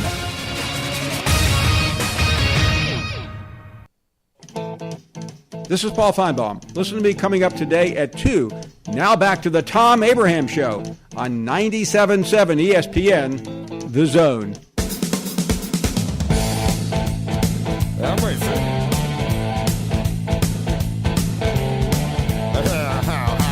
Segment of the show is brought to you by the fine folks at Alumni Hall. Alumni Hall with its new location over in Bridge Street. So if you're going over there to have Dale Tafoya sign your book, then you go to Alumni Hall. It's right across from Connors, right next to, it's where all the restaurants are. They moved. They're not in their location that they were before, but they've got everything that you could possibly want when it comes to Alabama and Auburn gear. Everything. Not football jerseys right now. They'll have them in football season. But they've got all kinds of other stuff, gifts, all kinds of different things at Alumni Hall. So you want to get over there. It's right next to Kona Grill. So you go in around the backside, next to Belk. It's between Belk and Kona Grill, across from Connors. All right? That's where you'll find it. All right, phone lines are open, 256-576-4977, 256-576-4977. By the way, when you go over there, tell me you heard about it on the Thom Abraham Show. Bama Brad is up. Bama Brad, welcome to the show. How are you? I'm good, Tom. How you doing? I am fantastic. You said you wanted to hear from somebody that used to go to the games in the 80s. Well, yeah. I used to go quite often. So all the way to 85, were you there year one? I think so, if I remember right. Yeah. I remember very well McGuire and Canseco and Walt Weiss and Steinbach. All those that came through there. It's a little fuzzy. It's been a long time ago, Tom. But did you feel like it was a thing? I mean, when you went there to the stadium and everything else, I mean, did it have a great vibe? Yeah, that's what I was going to say. Of course, I was a lot younger then, and the atmosphere was really good, and there's a lot of stuff still fuzzy about it. But yeah, Badger Larry and I used to go. I don't know how many games a year we used to go to, but a few of them. And yeah, it had, maybe because I was younger, but it had more like a major league atmosphere to it. It seemed like than it did later as they were. And I had season tickets there when when the Stars were just about leaving. Yeah, completely different vibe back in those days. So, have you been to Trash Panda games? Oh, yeah. Okay. Can you compare the early years of the Stars to the early years of the Trash Pandas? Absolutely. A lot of the same vibe right now. The excitement is about the same level as I remember. The crowds are good. The product on the field is pretty good. The early 85, of course, you didn't realize it at the time, but later on you look back and see all the stars that came through. Not, no pun intended, but, the stars that came through there. There was a lot of good athletes that came through there that made it to the major leagues. And I think as you see the Trash Pandas progress the next few years, you're going to start seeing a lot of that there, like Reed Detmers and those, those players. Yeah, I mean, the shortstop now for the Angels was playing there. 3 weeks ago, he was a Trash Panda. It's really amazing that the Logan Ohapi, who last year was playing for the Trash Pandas, and he was the starting catcher, and then of course he got hurt and he's out for the year, unfortunately. But yeah, you're seeing that stuff a lot, and you got to kind of look at the other team. I always think it's fun to go to a game and you look at some of the opponent. And you know whose system they are, and you say, yeah, I'm going to see that guy. Like when I saw Jeff Francoeur playing against the Star, you say, yeah, that kid's going to the majors. He'll be in the show. Yeah, right. Like I got a colleague I used to work with. His son, Graham Ashcraft, came through there, and playing with the Chattanooga Lookout. Right. He's now with Cincinnati. So, yeah, it's really cool to look back at those days and see all the different athletes that come through there. And like I said, I think probably this younger generation now, the next 5 or 6 years, they'll start seeing these guys get into the major leagues. Yeah. And it's cool to say, I saw those guys win, Right. Very cool. So, all right, Brad, good job by you, man. I appreciate the call. All right, Tom, take care. Grizz, here's my dream. All right, here's my ultimate dream. My ultimate dream was Barrow Pizza, but somehow I ended up with Chick-fil-A. I don't know what happened. That's not a. It's not a bad. I mean, it's not a bad default. Yeah. But I had a he was hankering. Gonna bring ribs. I had a hankering for the white pizza from Sbarro. They must not have had any because Captain Cool came back with the Chick-fil-A. Yeah. All right. So which is a good option. There's no doubt about it. All right. Having said that, here's my dream scenario. He's eating a pecan pie behind you. That looks good too. Is it pecan pie or pecan pie? Pecan pie or pecan pie? He said pecan. Pecan? Yeah, so pecan. It's pecan pie? Yeah. Pecan pie. All right, so here's my dream. Expansion comes to Major League Baseball, and it's coming. They are going to 32. They're not going to stay with 15 and 15. Nashville they are A's. going to 32. We get Nashville. Yeah. I wanted them to be the Nashville Knights. Should be the Nashville A's. They're going to actually be the Nashville Stars. I mean, that'd be cool too. The group that's bringing them there, which has a bunch of Major League guys behind it and everything else, Nashville Stars. So what happens when the Nashville Stars replace the Nashville Sounds? AAA down there at the Rocket City Trash Pandas. That's cool. my dream. That'd be cool. That Nashville, that the Rocket City Trash Pandas end up in the American Association playing AAA baseball. We can handle AAA baseball. Yeah. I know Birmingham. I don't understand why Birmingham is a AA town. Birmingham should be a AAA. Oh, city. without a doubt. You know, they but do somehow great they're job. AA. Birmingham I Bear don't know games why. are great. Yeah. And they've got a beautiful stadium. Great venue. Downtown, Beautiful. and it's bigger. You know, it's a 10,000 seat stadium or so. But I don't know. It'll be interesting to see. What I say is when Major League Baseball goes to Nashville and they become the Nashville Stars, which completely closes the loop. Yeah. Right? Nashville Sounds became the Huntsville Stars, and then there was new Nashville Sounds who are going to become the Nashville Stars. When that happens, we stay to Rocket City Trash Pandas, but we replace the Nashville Sounds in the American Association. That would be cool. That's what I want. That'd be pretty sweet. Yeah. Let's do it. Let's get a break. When we come back, we got a Tuesday top 10 for you. It looks like Bryce Young is going to be the 10th SEC quarterback selected number 1 overall in the NFL draft. I've got the other 9. I'll share that list with you next, right here on 97.7 ESPN The Zone.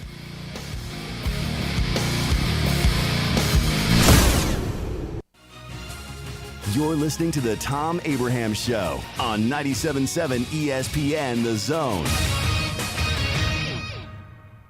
Tom Luganbill here for my friends at Woody Anderson Ford. Bobby White and his team take great pride in their service department, and you can see it the moment you walk into those beautiful new service lanes. And just like a championship team, they all work together to make sure your experience is second to none, whether you drive a Ford or not. Also, check out the gold certified pre-owned inventory at Woody Anderson Ford for great deals every day. Stop by and see them at Jordan and Sparkman or at Woody Anderson of Madison on Hughes Road, or visit WoodyAndersonFord.com. I bet your spidey senses are tingling.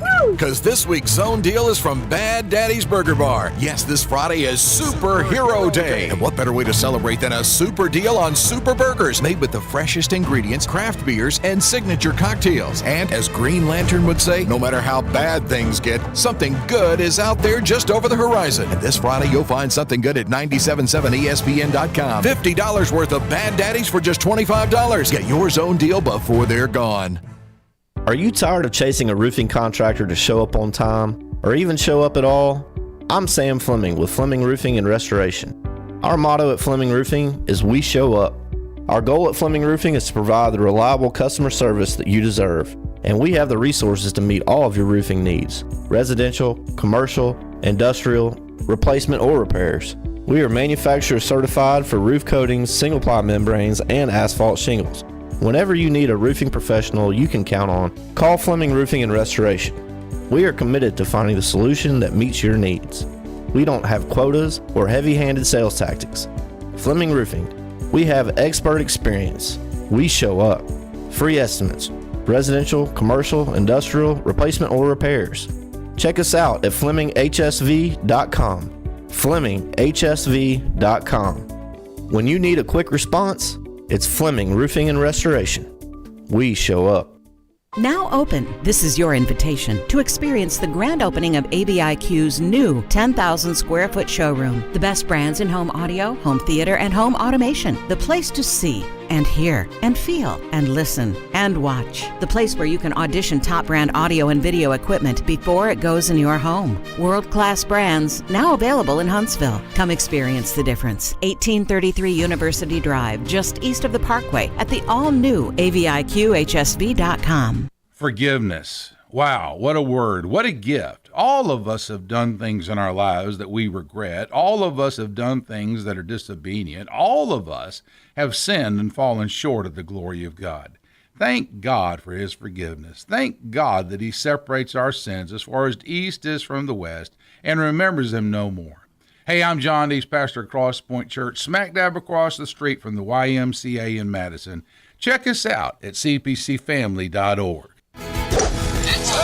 Gunner's Landing is one of the Tennessee Valley's finest golf experiences. Just 35 minutes from downtown Huntsville, Gunners Landing's 18-hole championship Jewel is open to the public 7 days a week. Located in the foothills of the Appalachian Mountains, Gunners Landing offers you a golf experience like no other. With beautiful Lake Gunnersville views throughout the round, Gunners Landing is golf the way nature intended. Gunners Landing's club repair shop offers a full range of services, including re-gripping and adjusting the lofts and lies of your clubs, even putters. Since the work is done in-house, your clubs will be returned to you in a timely manner. Unmatched in the North Alabama area, it is Gunners Landing. Schedule your tee time today at gunnerslanding.com. That's gunnerslanding.com. Chapman Commercial Realty, your source for Alabama commercial real estate. Chapman Commercial Realty has the experience and expertise you're looking for when making commercial real estate decisions. If it's office space, retail space, investment property, or project development, Chapman Commercial Realty is your answer. Call Bill Chapman today at 256-656-8413. That's 256-656-8413. Or find them online at chapmancommercialrealty.com.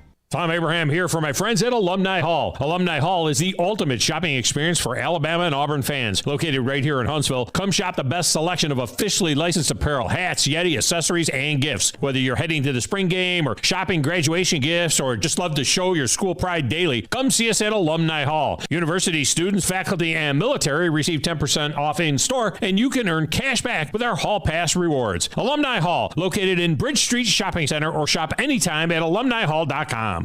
From the Fox 54 Weather Center, I'm Chief Meteorologist Jordan Dressman. A partly sunny sky this afternoon. Temperatures only climbing into the mid and upper 60s. We're going to introduce a small opportunity for rain as we head into the overnight, early into your Wednesday morning. Temperatures dropping into the lower 50s. A mostly cloudy to overcast sky through Wednesday afternoon. Scattered showers are going to be the main theme of the day. Temperatures climbing into the lower 60s, dropping into the low and mid 50s through the overnight. We're going to keep that opportunity for rain with us through the overnight and then through much of the day Thursday as well. I'm Chief Meteorologist Jordan Dressman on your home for ESPN Radio, 97.7 ESPN The Zone.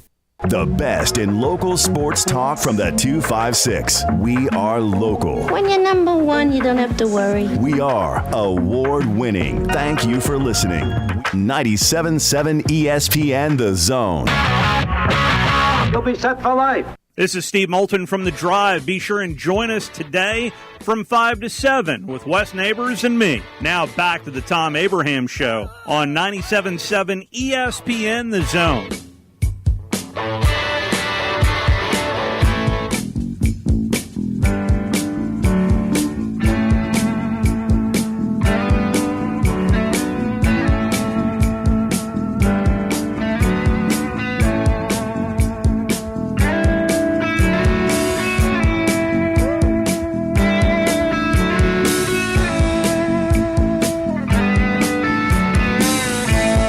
Welcome back to Thom Abraham Show. I crushed a 12-piece, Grizz.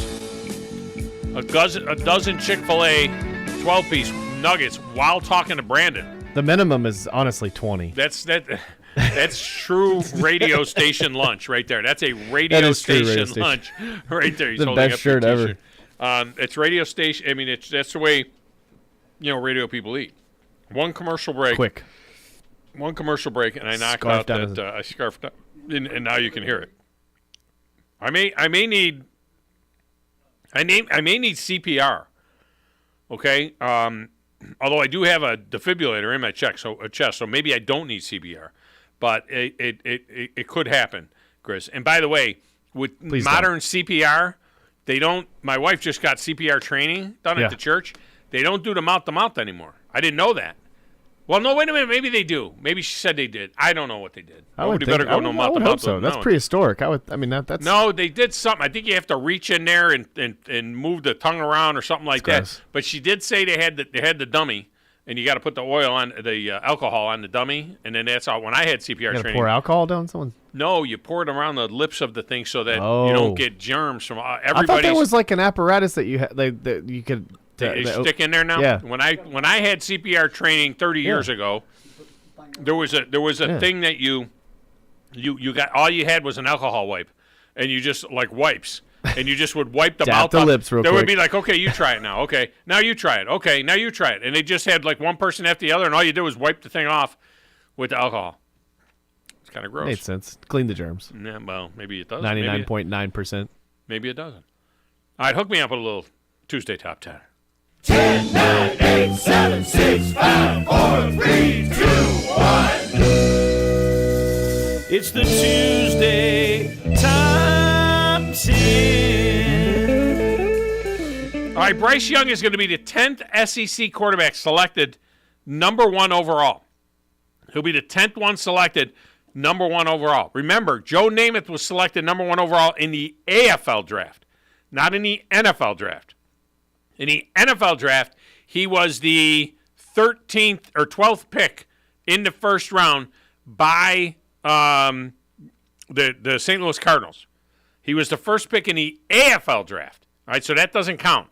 These are the guys that were selected first at quarterback out of the SEC. Harry Gilmer. That was 1948. He was the first pick ever in the draft. That was the first draft, and he was the first pick in the first draft out of Alabama, picked by Philadelphia. Harry Gilmer, he had a so-so career. He did make the Pro Bowl a couple of years. Yes, he was a running back at Alabama, but he led Alabama in passing as a running back because they ran that kind of an offense, where the halfback pass was the big thing. 1952, first pick overall in the 1952 draft, Bill Wade from Vanderbilt. Can you imagine Vanderbilt having a number 1 draft pick? Vanderbilt. Expect a lineman, but that'd be the only one that would make sense. You know what I mean? Bill Wade. That's got to be their only number 1 draft pick ever. That was 1952. All right, then we have this big gap. We have like a 45-year gap before a quarterback is selected again out of the SEC. All right, Grizz. 1998 SEC quarterback selected number 1 overall. Warfel? Peyton Manning. Oh, dang. 1998. 1999, an SEC quarterback is selected number 1 overall. Name? Out of Kentucky. Oh, Couch? Tim Couch. 2004, an SEC quarterback is selected number 1 overall. Out of Ole Miss. Oh, Eli Manning. Who drafted him? Chargers. There you go. And then his daddy said, nope. We're not going there. So the New York Giants asked the Chargers, who do you want? And they said, well, we'll want Phillip Rivers instead of Eli Manning. Not bad. So the Giants drafted Phillip and sent him to San Diego for Eli. And had Drew Brees for all that time, too. Not for all that time. I mean, just for a little while. Then you shift him off, and then it's like, a couple of years they got rid of him. They didn't think he'd ever play. I mean, that's why Saban didn't take him into Dolphins. I mean, his shoulder was shot. Yeah. They thought he was done. 2007, the SEC quarterback goes number 1 overall. Is that Russell? Jamarcus Russell. 2009, an SEC quarterback goes number 1 overall. Out of Georgia. Oh, Stafford. Matt Stafford. Yeah.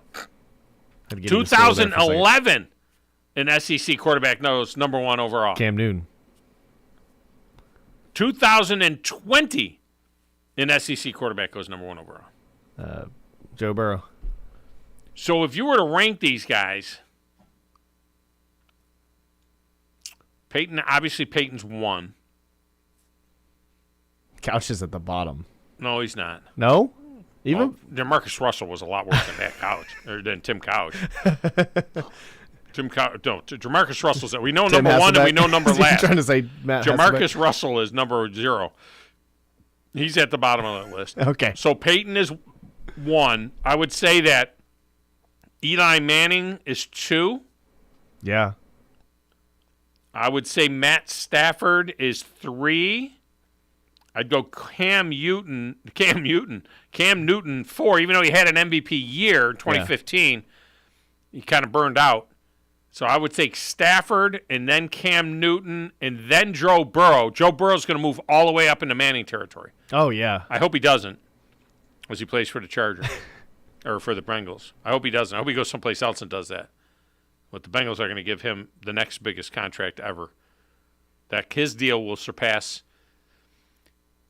My prediction is that Jalen Hurts will never play a game as the highest paid player in NFL history.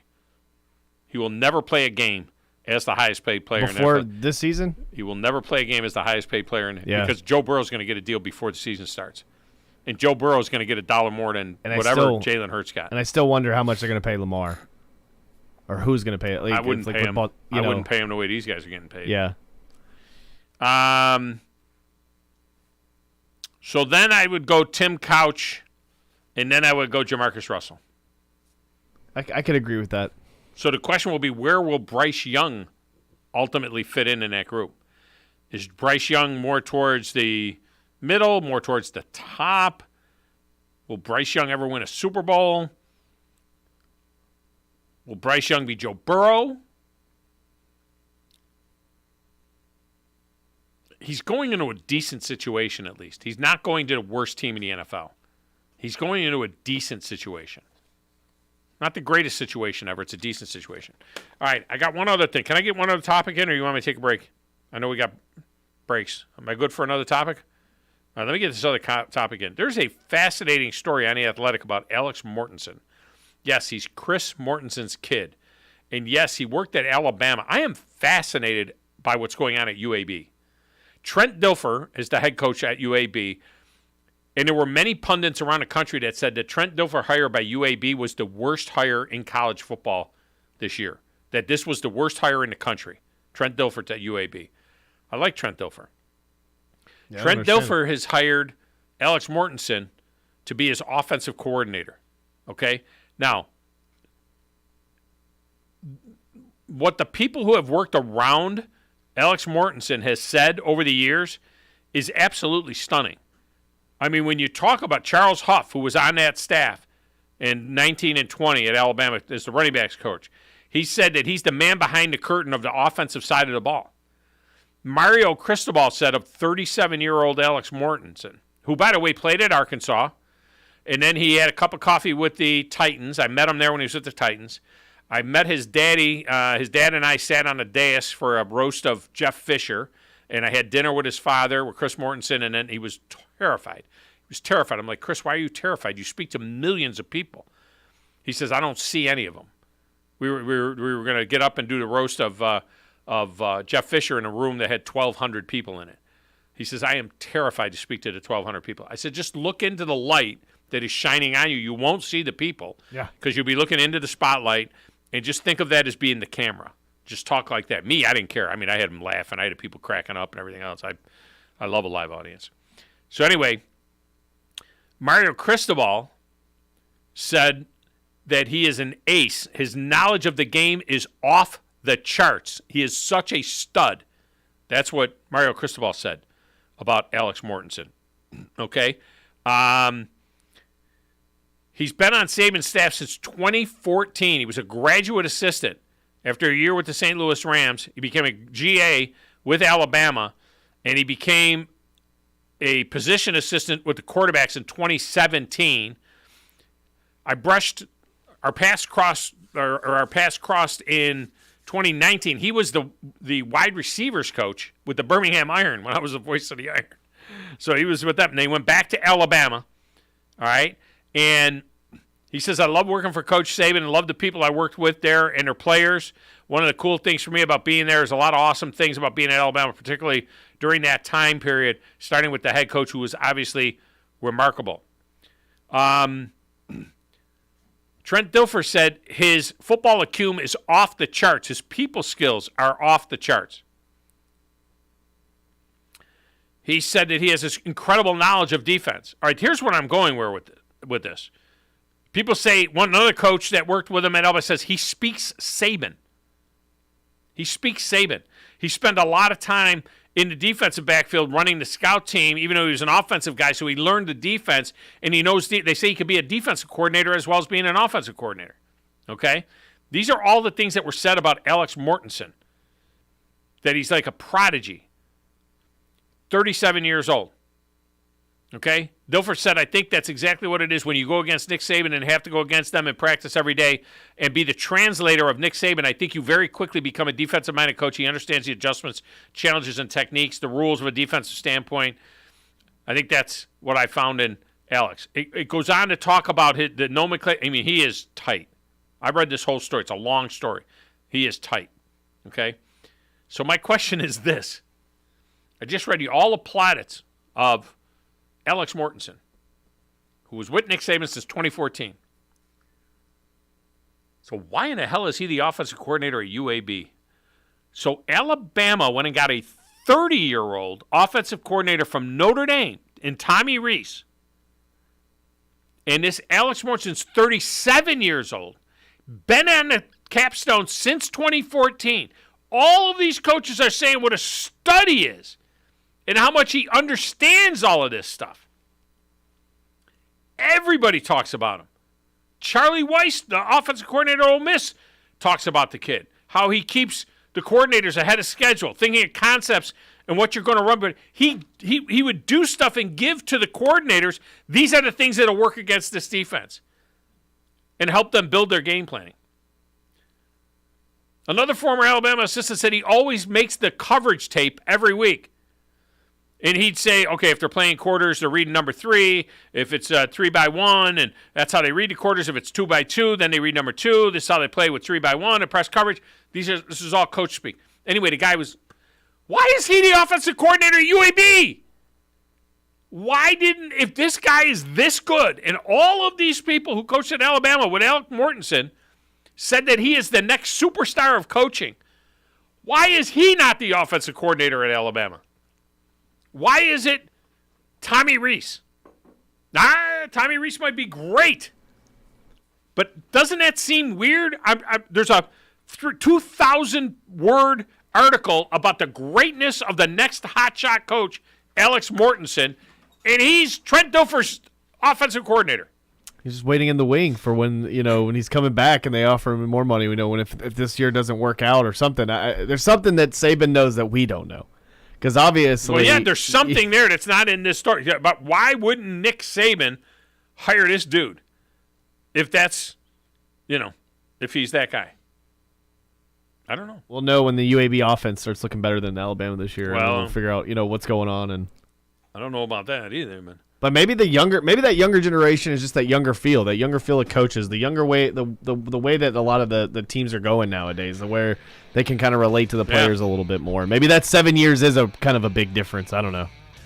William Vlachos, remember him, the center for Alabama? Yeah.